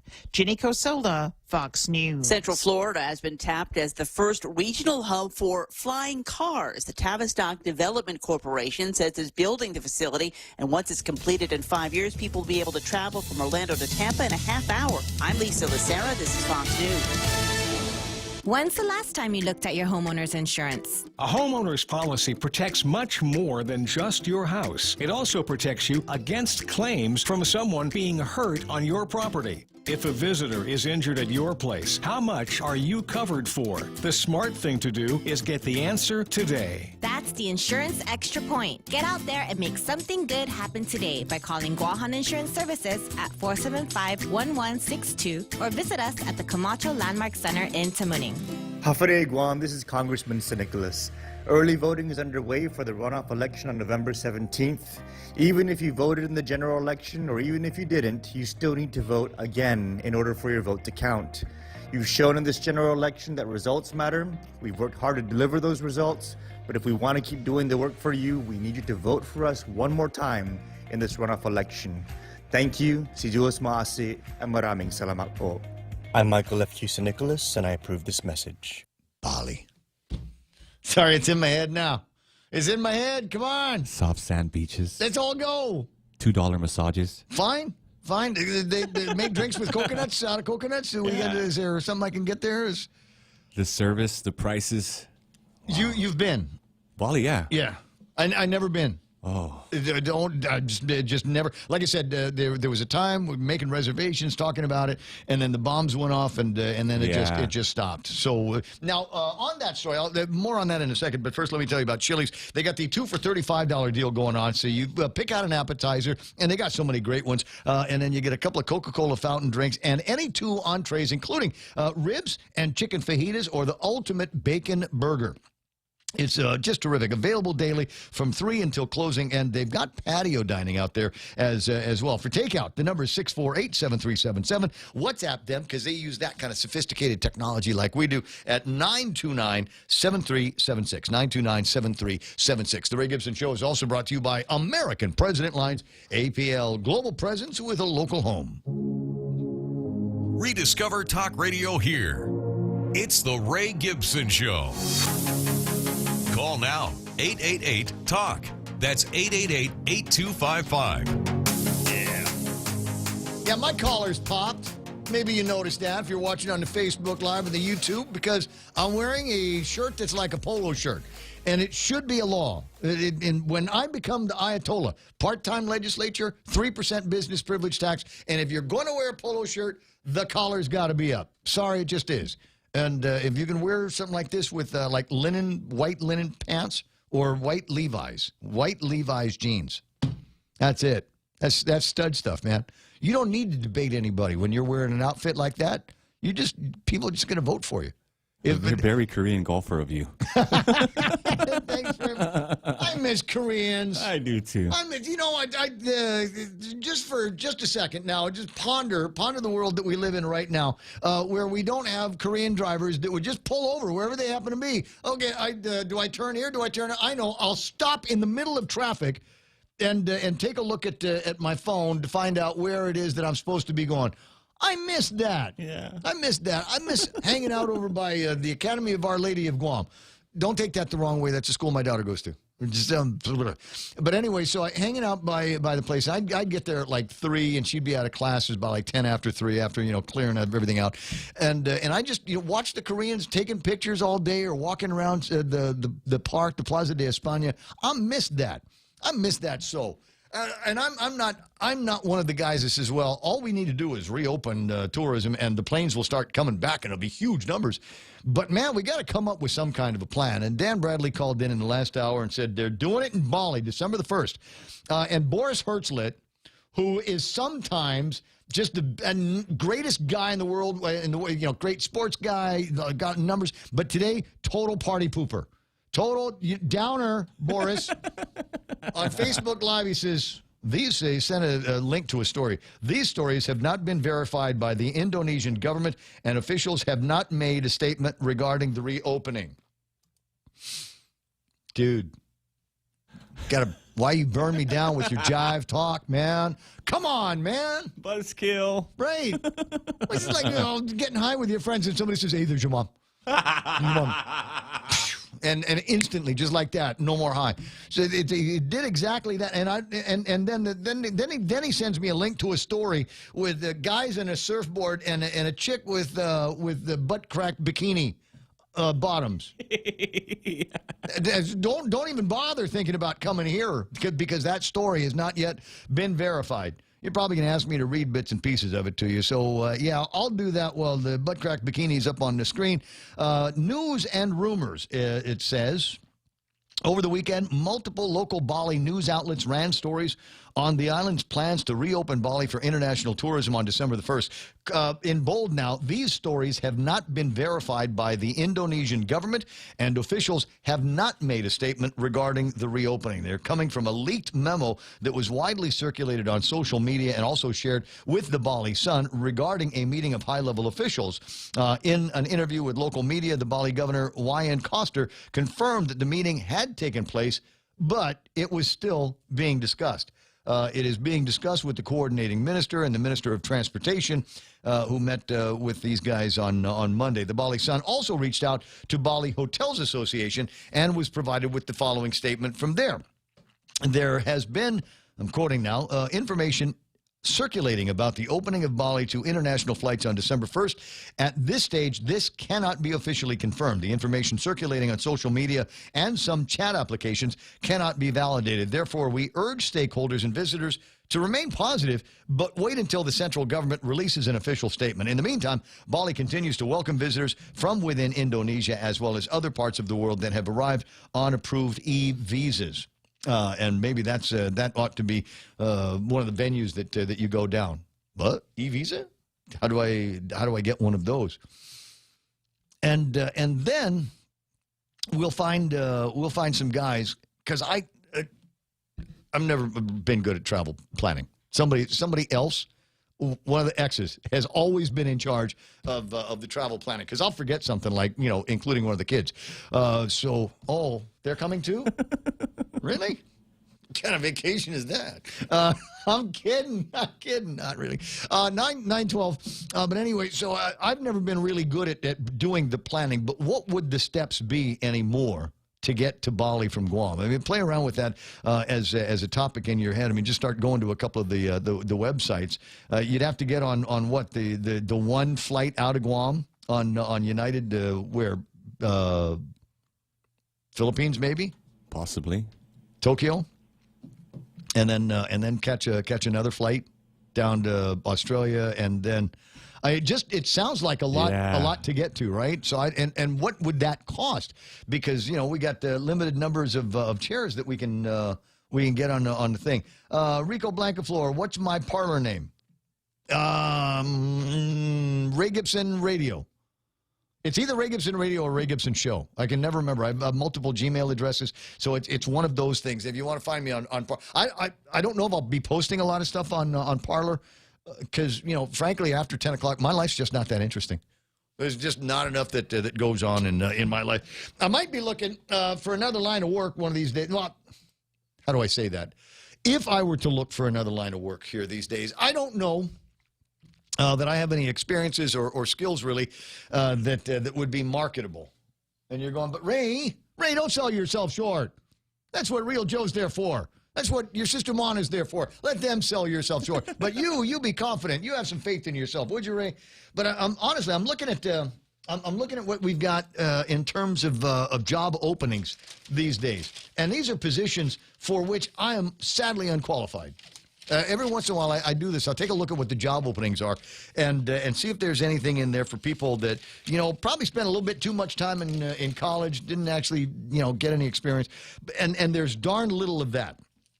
There are openings today for AB chauffeur, which I suppose I could get if Reventex were open for that kind of thing. What do you have to know to be a chauffeur driver? Like CPR? There's a little test. There's a written test, and that's about it. What? And then you get the little letter put on your license. Pam, why do you do this to me? Pam writing on Facebook, been to Bali 8 times, many topless beaches. Wow. Knowing I can't get there. All right, there's topless beaches here. So what largely somebody, and seriously, Mark Cruz, if you're listening, because you'll know the answer, what is the difference between a chauffeur's license and a regular license? Do we know? I mean, is it like if I have a chauffeur's license? You can operate a passenger van and I have people behind me, can I marry them? Is it like being the captain of a ship? I don't know about that. I'm just asking for a friend. The other jobs that they're looking for over at Sumitomo, a crane operator. There's far too many levers on cranes. The go levers and the turning this way and that way lever, and then all the stuff that you got to do with the actual crane itself. Far too much to that sounds like something I'd kill somebody.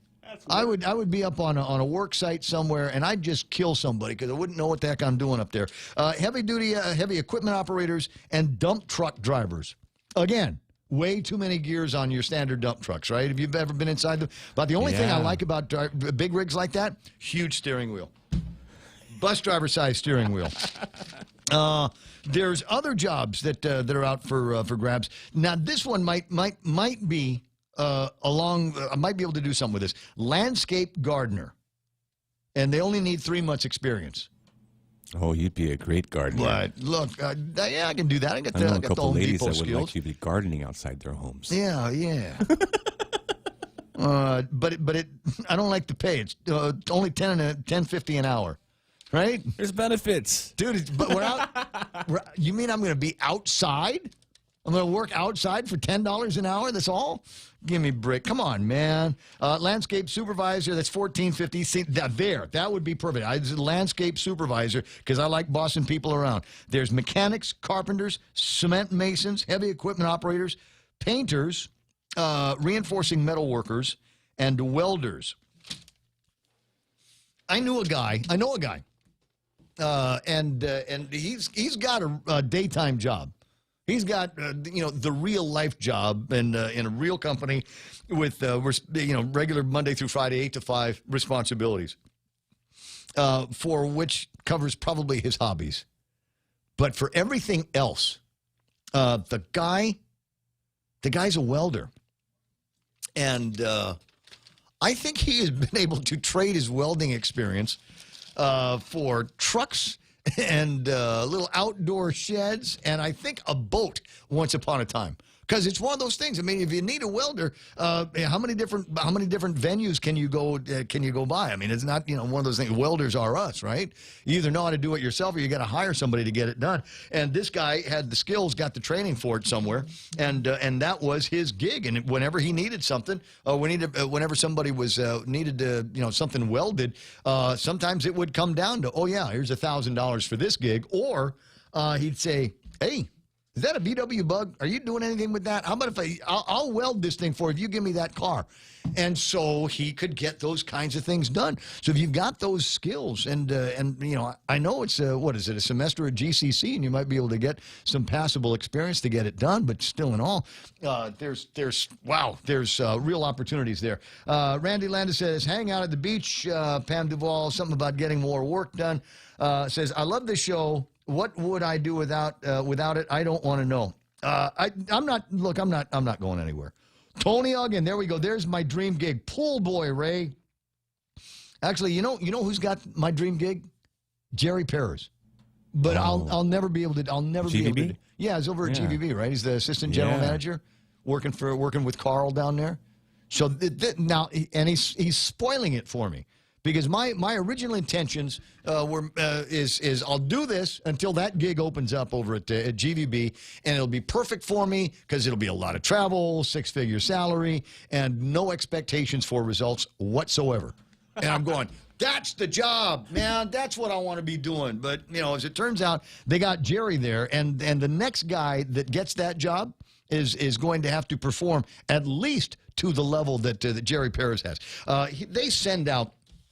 And I want to say it's almost on a haphazard basis, but I got a copy today of what they're going into a meeting before too much longer, and I got a copy of the minutes for the plan for the meeting. They actually plan out their meetings. These are the things that we're going to be talking about. And I want to say that it's Jerry that puts all of this stuff together. Administration and governance, a motion to approve mileage reimbursement policy effective December 1st of 2020, and that's because they've got vehicle leases, and they're going, wow, for what we're paying on the lease for this car plus fuel, maybe the next time we send somebody out on an errand, we'll let them use their own car.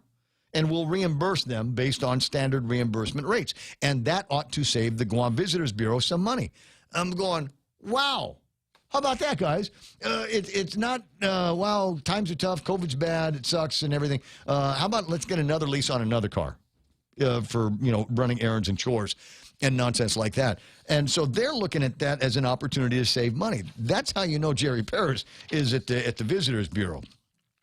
They've got another one here this is going to end up being vital. We were talking to Mark Baldiga about it the other day, and about some of the things that they need to do down in Tumon, and it's a big deal for Mark, because Mark, I want to say, is at the ultimate low point of Tumon Bay and the San Vitores Road. I think he is at the ultimate low point. The Cañada East part of that place is right where the sandcastle is. And when it rains, what happens? Sometimes, quite often, it floods. I mean, if the rains come down heavy literally. enough, You meant literally. No, literally, it floods up. So you gotta. So when we were kids, when we were little boys growing up, I mean, there was a lot of sand. There wasn't as much concrete and asphalt in the area, and so the water's going to percolate and run out the bay and do all of that. But we have since built lots and lots of roads, and there's lots of concrete and lots of foundation down there. So it's essentially a sink. And that's where the drain is, or the drain should be. And as it turns out, This is interesting. Motion to approve Task Order 1 for the WB Floors and Associates to provide project management, construction management, and inspection services for the cleaning of the culvert systems from Rivera Lane to Fujita Ponding Basin. And so, yeah, okay, so Willie's going to get a deal there. The Guam Visitors Bureau is actively addressing the flooding issue along San Vitores Road by contracting the cleaning of the culvert system and removal of hardened sediment that has been accumulating there for 20 years. Willie Floors and Associates will provide the necessary technical engineering expertise and capabilities needed for this project. So what it's going to entail is Willie's actually going to pull up the grate. Willie's going to go down into it and go mining basically through all of this sediment that, as they say, has hardened. There's so much legion and legend about Tumon and drainage and plumbing in that area. It's very, now how are they going to pay for this? This is another one of these things where we've got some pros there. Motion to rescind the past board motion from February of 2018 approving GVB to enter into an MOA with GITA regarding the construction of the Palazzo. You remember they were talking about doing this big deal in Eddie Calvo's administration was he wanted to revitalize the downtown Hagåtña area. New Congress building. We've got a new museum down there. We've done a whole lot of work. And what they wanted to do was kind of go down there and refashion the Palazzo over at Plaza de España, so it would conform more to the historical view of what the place looked like. Basically rebuilding the governor's palace down there. And they made a deal with GITA a couple of years ago. Now what they're saying is they probably aren't likely to get to that project anytime soon. So give us some money back here, and we'll give that to Willie, and Willie will take care of the drainage in where the cash register rings on Guam, which is down in Tumon. So I think that is a pretty interesting thing that they're going to be doing down there. So more to the point, $16, $17 an hour to be a welder or one of those things, as opposed to getting the number 2 job over at GVB. But like I said, this guy's going to make it so hard for the next guy because people will have expectations of what happens over at the Visitors Bureau with all of that stuff. 9:24 in the morning. Speaking of Gita, were we able to get a hold of... She said she'd try tomorrow because she's in meetings and she's too busy to call right now. Yeah. Well, yeah, big time now, right? Don't have to. Yeah, before she had that job, yeah, call back Ray anytime, but now I'm the big cheese over at Gita. Stumby. Yeah, Stumby, when I have time. When I have time. I just remember that when she calls, I got to go in the air. So, Ray's kind of busy right now. He's got meetings. He's got other people. Uncle Paps is on the line. I'm playing, not really. It's at 9:24 in the morning. But the story here from, who did this? Wayne Chargaloff. Gita getting positive feedback on planned commercial rent relief program. All right, so I'm not gonna, or maybe I will. I don't know. I'm trying to decide how I want to react to this.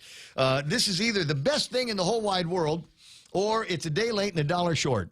They're talking about a grant program over at Gita, and I guess the way it's going to work here is if your landlord is breathing hard down your neck to get caught up on the rent after being closed or partially open for 9 months, they're going to be using some CARES Act money.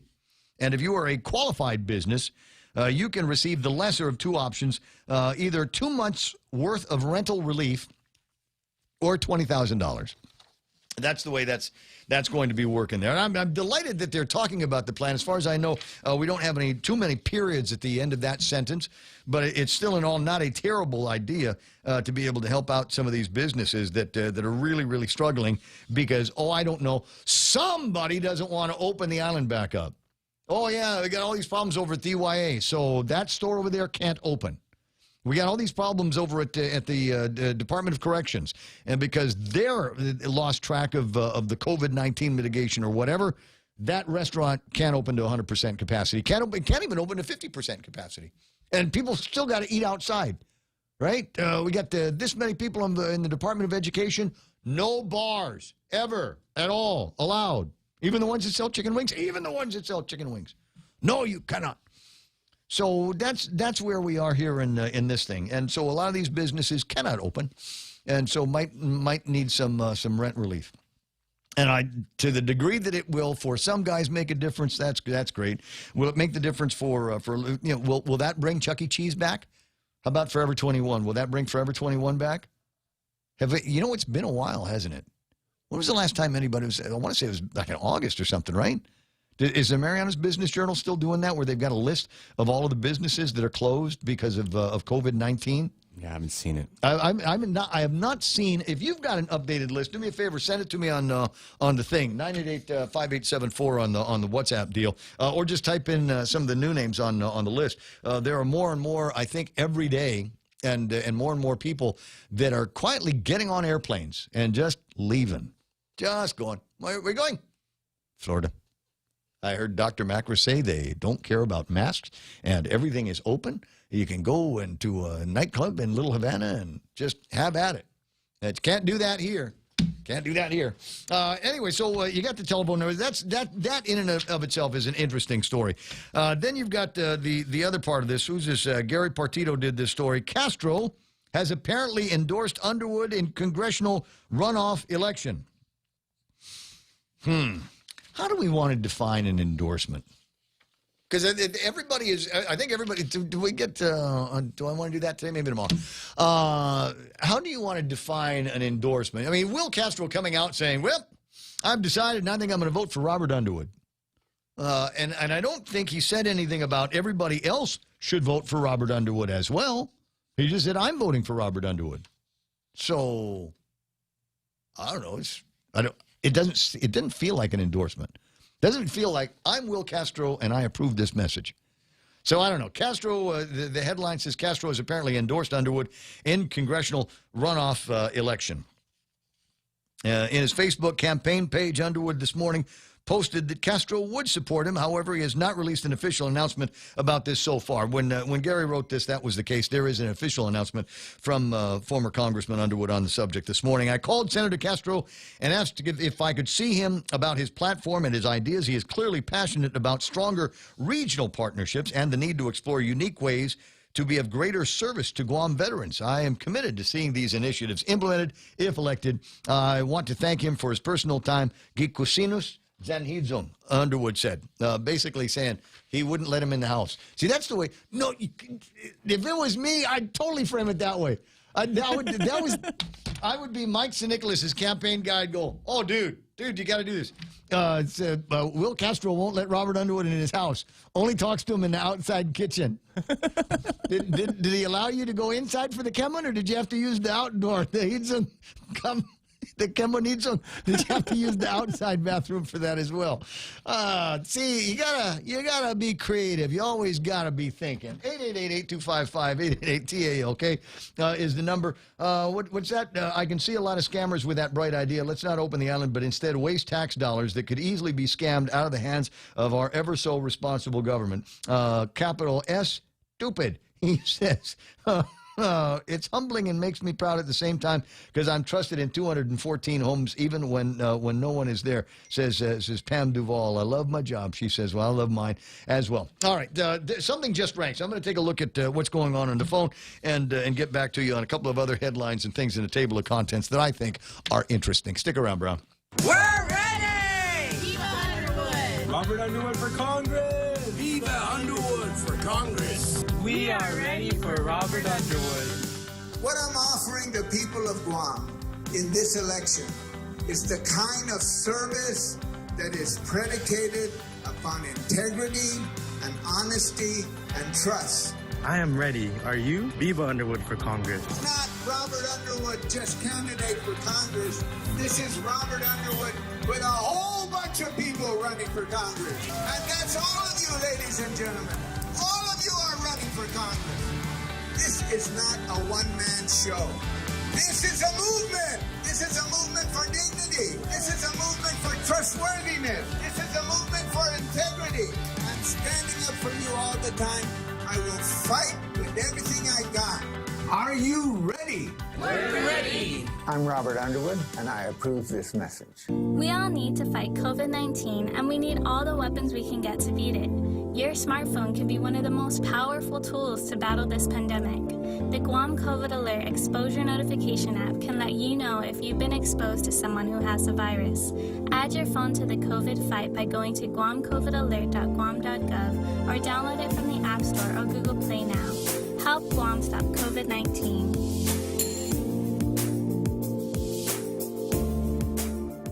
Mezcla Tomorrow Fusion Bistro in Hagåtña and Mezcla Dos Upper Tumon are now open for takeout and delivery services. For more information, call now at 479-2652 or 3 or Mezcla Dos at 646-6295. Mezcla Tomorrow Fusion Bistro brings you island hospitality with the true taste of modern Chamorro cuisine at the comfort of your own home. They take your local favorite dishes and serve them with extra flair you will only find at Mezcla.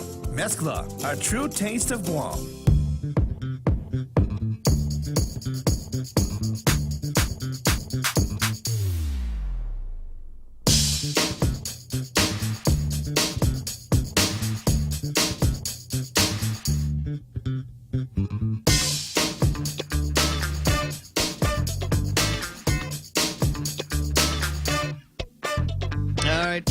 Questions I'm getting this morning in the WhatsApps here. Good morning, Ray. Are you able to inquire with Daphne Shimizu if they are still conducting tests for chauffeurs' licenses, asking for a friend?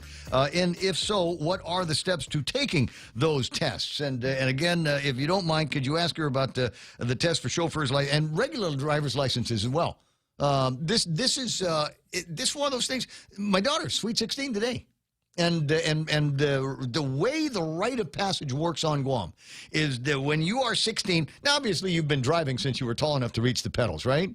And so Mayumi's she's actually a pretty good driver. She's very, very conscientious, which is great. You know, she's got her eye on the wheel, hands at 10 o'clock and 2 o'clock. Dad's got his hand on a Budweiser. It's perfect. This is the way it should be. And so she enjoys going out and driving, and she's gotten to the point. Her level of expertise, or knowledge of being on the road and being a responsible human being, is actually way better than it was when I was 16. So if there's anybody that deserves a driver's license, it's her. And she had, I want to say in the middle of September, there was going to be a like 9/10, 9/11, right? There was she had a test that she was going to, or some kind of appointment now with the people over at the Department of Revenue and Taxation. And obviously that didn't happen. And I have no idea where she is in the process now. And I'm like, did you call somebody at Revenue? Nobody answers. What have you asked your friends? What are we supposed to do? Can we go like to one of these driver school places and see what they know? And I guess there was the driver school place that she was talking to. I guess they went out of business, right? So and the question that I have is chauffeur's license. Okay, thumbs up. I'll see what I can find out from DAF. But the other problem is at some point they are going to have to open up the Department of Revenue and Taxation and X number of other departments and agencies in the government of Guam that are front-facing. That is, they've got somebody that you got to see in order to get a sticker or a stamp or something, certificate, a license. At some point, they're going to open that up. And can you imagine the backlog of people that will be clamoring for those services? That's one. Two, they will be clamoring for those services, not in times of which is it? Normalcy, normality. What is it? Normality. Are you sure? I'm pretty sure. It's normality. He's listening. He is. Yes. And he'll strike me down. Bob Klitsky is listening. He will strike me down. So I'm just if normality. If it's wrong, Your Honor, it's real Joe. I'm sorry. 5 years at Father Duenas, you'd think I'd know better. On it. You bet you might come to that. He might not have gotten his Veterans Day presents yesterday, and he might be in a bad mood. All right, so anyways, they won't be doing it under the same circumstances that they did prior to March. Instead, it will be done under COVID-19 mitigation, which means only this many people inside the building at any given time, and there'll be plexiglass in front of everybody, and there'll be a social distancing, and all of this other crap that they're going to make you go through. So the thousands, and I'm sure by now it's got to be in the thousands of people that need to get new driver's licenses, real IDs, etc. They ain't going to be able to do that. They're not going to be able to catch up with everybody that they've lost in the last 8 or 9 months, and then everybody, it's normality, he says. Normality. Write it down. Normality. turkey. Thank you. Okay. You got it right, Real Joe. Thank you, sir. You learn from the best. There's a salute for you. So one less ass kicking today. How about that? Anyway, so I'll see what I can find out. But it's got to be one of those situations where this is going to be an absolute unmitigated nightmare for moms and dads and little kids that need to get their driver's licenses, or if you need to get a job on base like a real ID or something like that, because you need all of that. This is interesting. Kenley and Guerrero asking me for Uncle Paps's phone number. Oh. Do we have that? Did you take that down? I do, but I don't feel comfortable about just giving it out. Yeah, I have to ask Uncle Paps first if it's cool. Yeah. Okay, well, Uncle Paps, if you're near a radio, call into Real Joe and let him know whether it's okay if Ken LG has got your, you know what, maybe they're going to be in cahoots. Maybe that's what, you know, if you can't beat them, join them, right? So you just go, Ken, maybe has seen the light. I've seen the errors of my way. Paps is absolutely right. And we'll put both of our great brains together. And that's how we're going to make it through and get past all of this veil of tears. What's that? There it is. Spam turkey, ladies and gentlemen. You're watching on the Facebook Live. I just, it occurred to me that since I rebooted everything this morning, I forgot to put the WhatsApp back on here. I'm telling everybody to send me their memes. And sure enough, I've got one. And I didn't put it up on the screen. If you're... If you dig turkey, but you can't find turkey, you can always find a can of Spam somewhere, and if you've got the right skills, you can actually carve it to make it look like a turkey. Speaking of turkey, here's another one. There's an image of a turkey. Says, "You only like me for my breasts." That's so true. Who am I thinking of? Can you tell me who I'm thinking of? Whatever your answer is, it's probably right. If you were thinking, you're thinking of those girls that showed up on those memes for Jimmy Moylan just before the election. Yes, sir. That's what got him elected. Yeah. I guarantee that is exactly what got the guy elected. Only reason. Exactly. So, where was I? Was I talking? Did I start talking about Uncle Robert and Will Castro and all of that? Oh, at the end of the day, does it make any difference whatsoever? Will Castro coming out saying, "I'm going to vote for Robert Underwood because I think he's the best. I am, after all," as Ron McNinch said, "the kingmaker." Yeah. I am the kingmaker. So therefore, I don't, and I'm wondering how that went down with guys in the Republican Party. I used to be a part of a chat, and I'd say it every once in a while because it makes me feel good to beat my chest. But I used to be part of this chat, and I abandoned it because it was, I don't know, it's just like a lot of happy birthday crap. Prayer chains? No. I left the chat for that. I've left several chats for, and it's not that I don't like religion. It's just I don't need it all. I don't need it every 10 minutes, and I don't need the thing to go off. Oh, I got an important message from somebody, and it's it's novena for Saint Real Joe. Fine. So I've backed out on a couple of those. All right, so I think I'm done talking about Uncle Robert and Will and the quote endorsement by Will Castro, because I don't know that there's any Republicans out there that said, well, I was kind of on the fence. I wasn't going to vote at all. But now that I know a fellow Republican is going to be going and voting in this Democratic runoff election, maybe I ought to do that as well. Who did Will say he was going to vote for? Robert That settles it. Anacletus Underwood? I'm marching down to GCIC building now. And like I said, I'm wondering how the guys over at the Republican Party are going. I'm sure their thing is, well, hello, McFly. Do you get it? We are the Republican Party of Guam, and those two are Democrats. And so we don't have to hate each other, but we don't have to lubricate the process for them either. We don't need to make their jobs easier, guys. It's one of those things. You see them at a party, wait until they come to you. That's it. Wait until they come over. I don't know. I'm not sure where I am on. For me, it's the continuing entertainment that has always been the Democratic Party of Guam. And why? Why is all of this? Because Mike Nicholas didn't sign that damn unity pledge. You ever just wonder if you could do it all over again? If you could go back in time, if there was a string that was attached to your words and you could just pull them right back into your mouth, wouldn't that be great?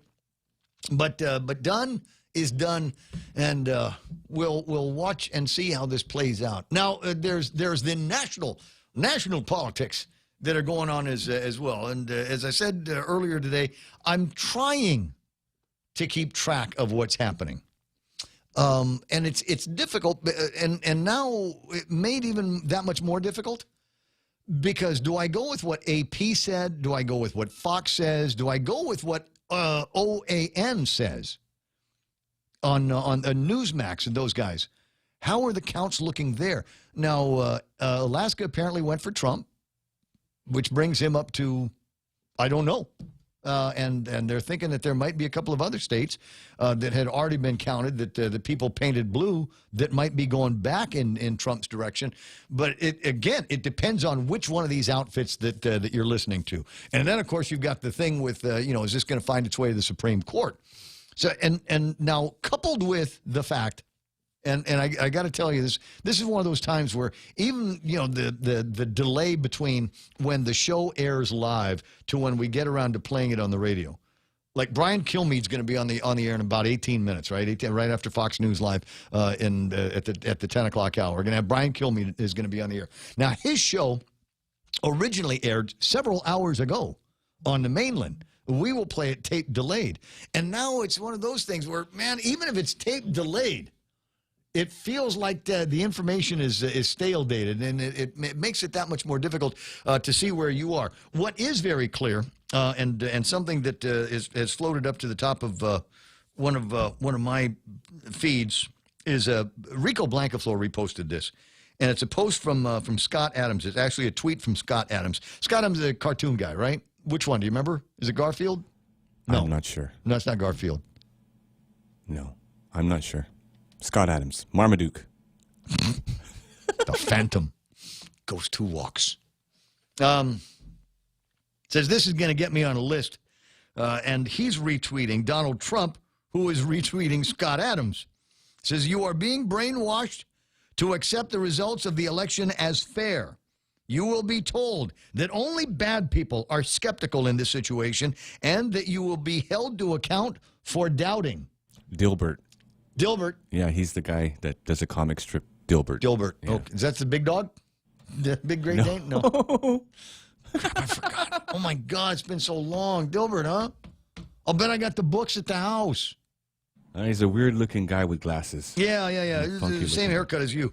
You are being brainwashed to accept the results of the election as fair. Do you bristle? Just a question, knock on the radio if this applies to you. Do you bristle when somebody makes the reference to President-elect Biden? Does that make you just go a little bit crazy in the head? Just momentarily insane when you're Vice President-elect Harris and going, wait, hold on. Nothing has been called yet. The media's called it, but it's not the media's place to say who and when and where and what. Because it makes me bristle. I get nuts. And it was yesterday I was listening. Somebody was on subbing for somebody else yesterday. We were playing all these clips from celebrities and TV show guys and whatever. And one of them was she was on The View. What's her name? Whoopi Goldberg? Yeah. You read my mind. Thanks. On The View, telling people to suck it up. You got to suck it up. I'm going, these are the same people that are asking about getting together and being unified. But we can only become unified if we all bend over.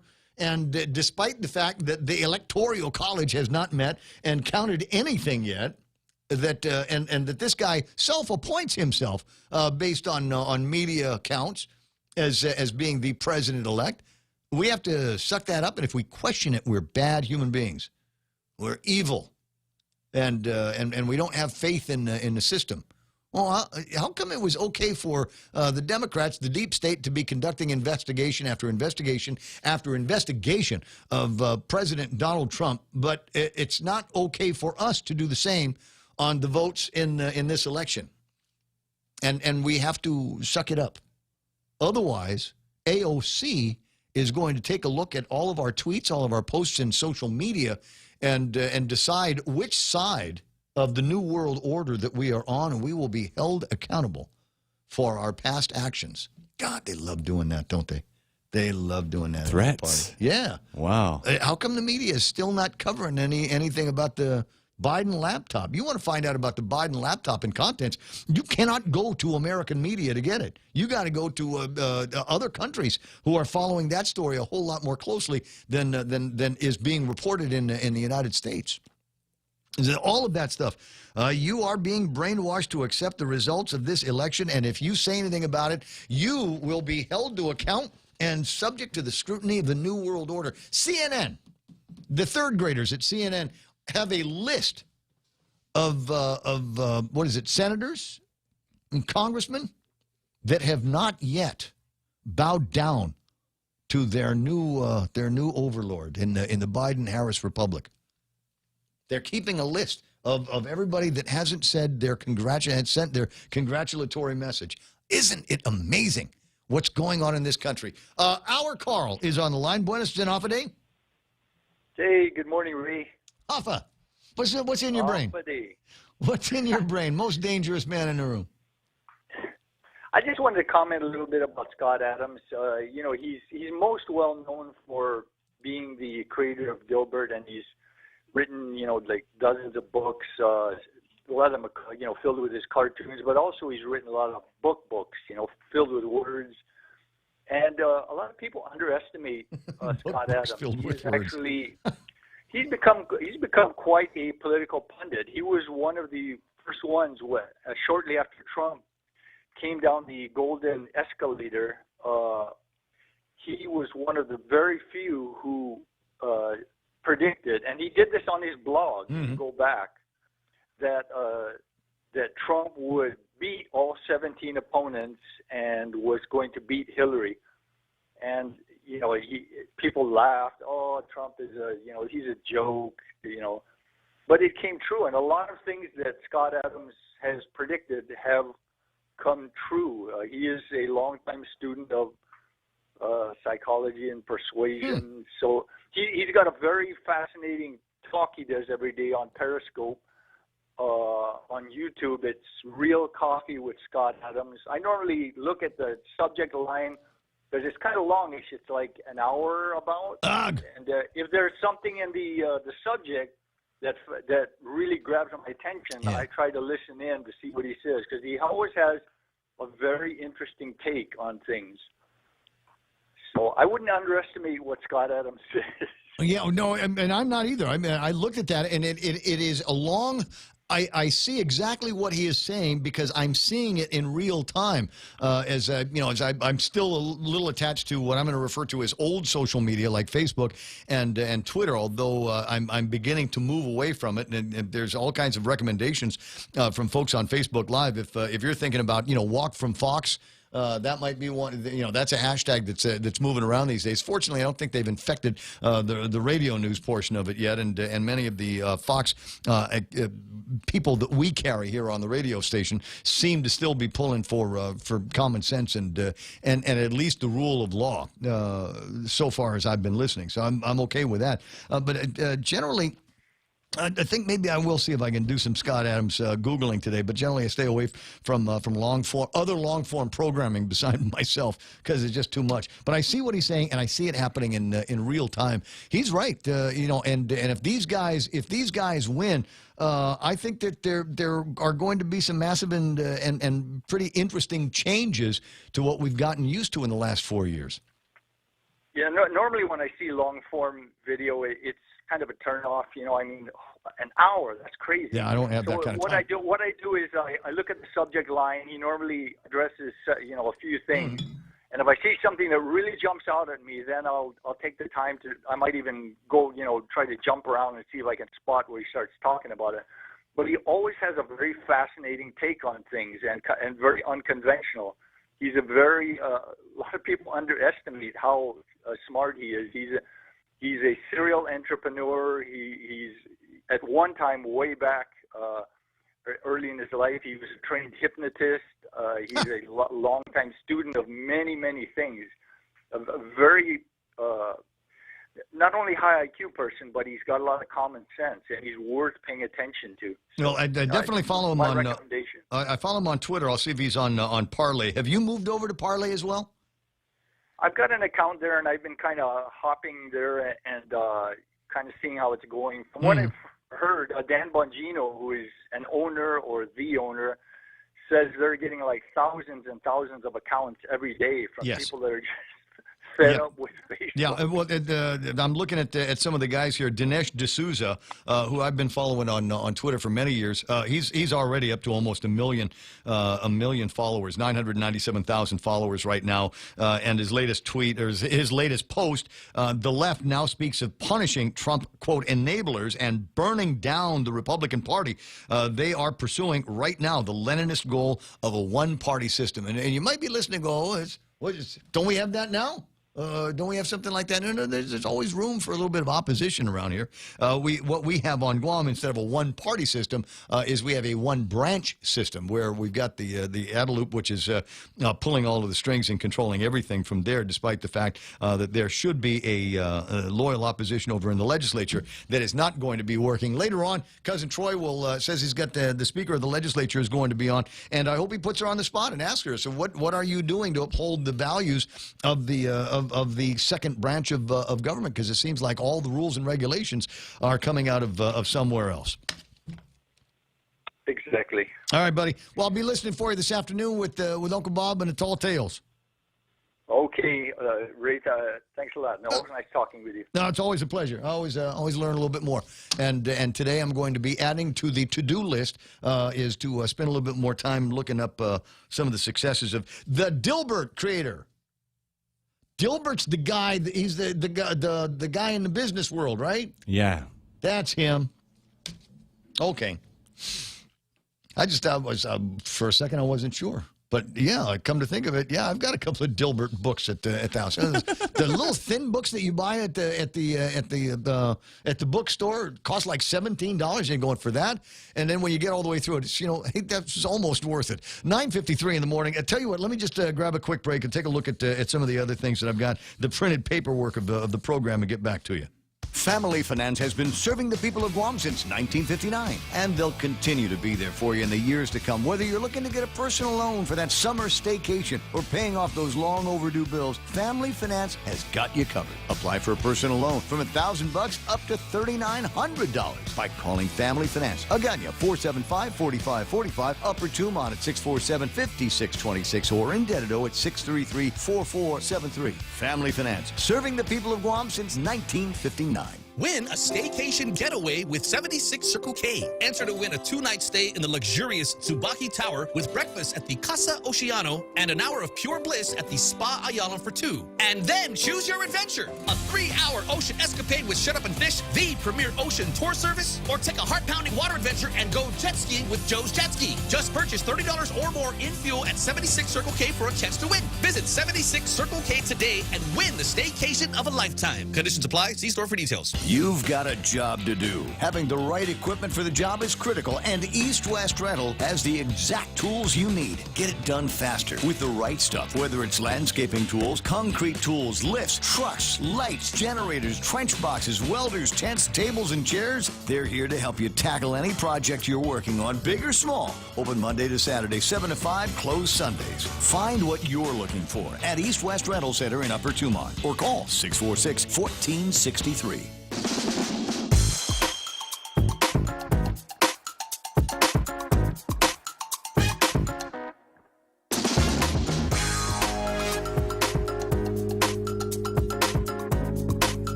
I got it.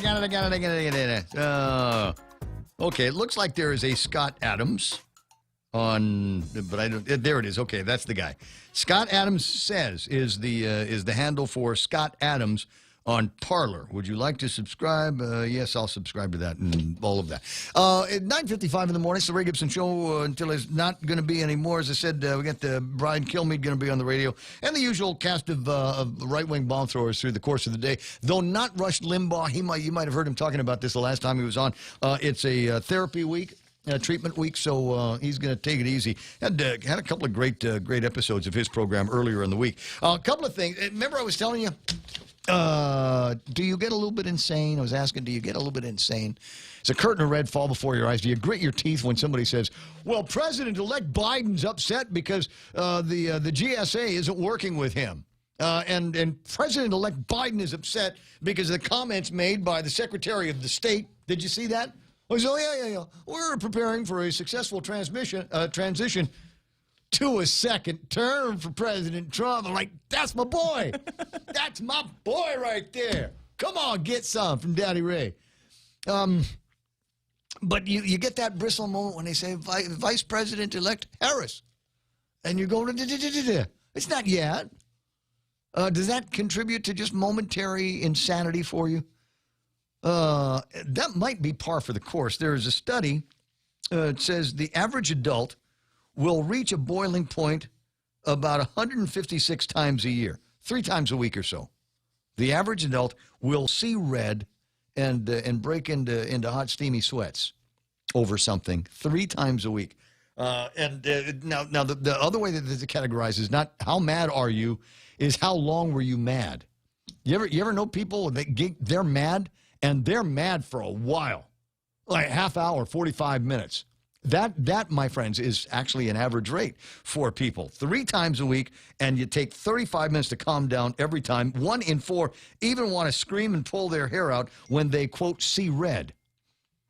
I'll tell you, my friends, I'm not one of those guys. It doesn't happen to me. I can count the number of times in my life where the curtain of red has fallen before my eyes, and I've just been so angry that I've wanted to put my hand through somebody's face. It doesn't happen that often. But that's not to say I don't get upset. Like I said, you hear the phrase, President-elect Biden. God. Is there a throat nearby that I could just, do one of those throat punch deals? When you go to the store and the gas station, right? Somebody's walked out with the last 6-pack of honey Kolsch. What? How dare you? Couldn't even leave one. What's that one? And you get that flavor. I'm sorry, this is real life actions, real life activities for me, where you're going, dude, they got 12 packs of Heineken for like $7, and you get there and they're all sold out. What is that? Who does that? It is a Ray Gibson thing. At any rate, so I thought that was kind of interesting, and that goes along with the other story we were telling you about earlier about how guys don't buy their own underwear unless they're on the path to romance. Unless they are on the path to romance. And I without getting too deep into any personal details, I generally buy the same kind, Fruit of the Looms, tighty whities. That's it. Whatever Tom Cruise was wearing in that movie. Yeah, same here. Same here, guy. Risky business. Yeah, and it doesn't change all that often. But every once in a while, because I'm hiking with guys and we're buddies and everything, I'll see guys, and it always surprises me when I see guys wearing colorful underwear, because I wasn't raised that way.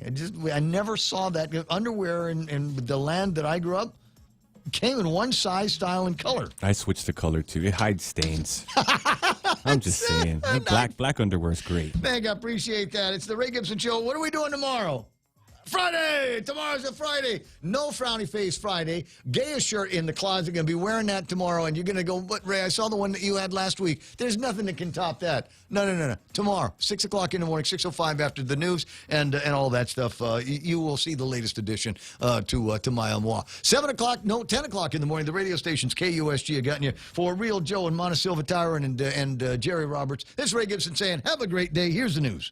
Lisa Lacera, Fox News. 2 races hold the key to the balance of power in the Senate. Both of Georgia's Republican Senators Kelly Loeffler and David Perdue, face January runoffs against Democratic challengers. So each party is focused on rallying its base and getting them to the polls. For the Republican incumbents, this involves keeping close ties to President Trump. For their Democratic challengers, Raphael Warnock and John Ossoff, it means campaigning unapologetically on liberal issues such as protecting abortion rights and the Affordable Care Act. Andrew Yang tweeted that he's going to temporarily move to Georgia during the campaign to help elect Democrats. These are just some of the high-profile faces we expect in the Peach State over the next 8 weeks. Fox's Jonathan Seri in Atlanta. In Alaska, Republican Senator Dan Sullivan has won re-election, defeating independent Al Gross. The race had been determined too early to call on Election Day due to a large number of absentee ballots. President Trump has been projected to the winner of the presidential contest in the state.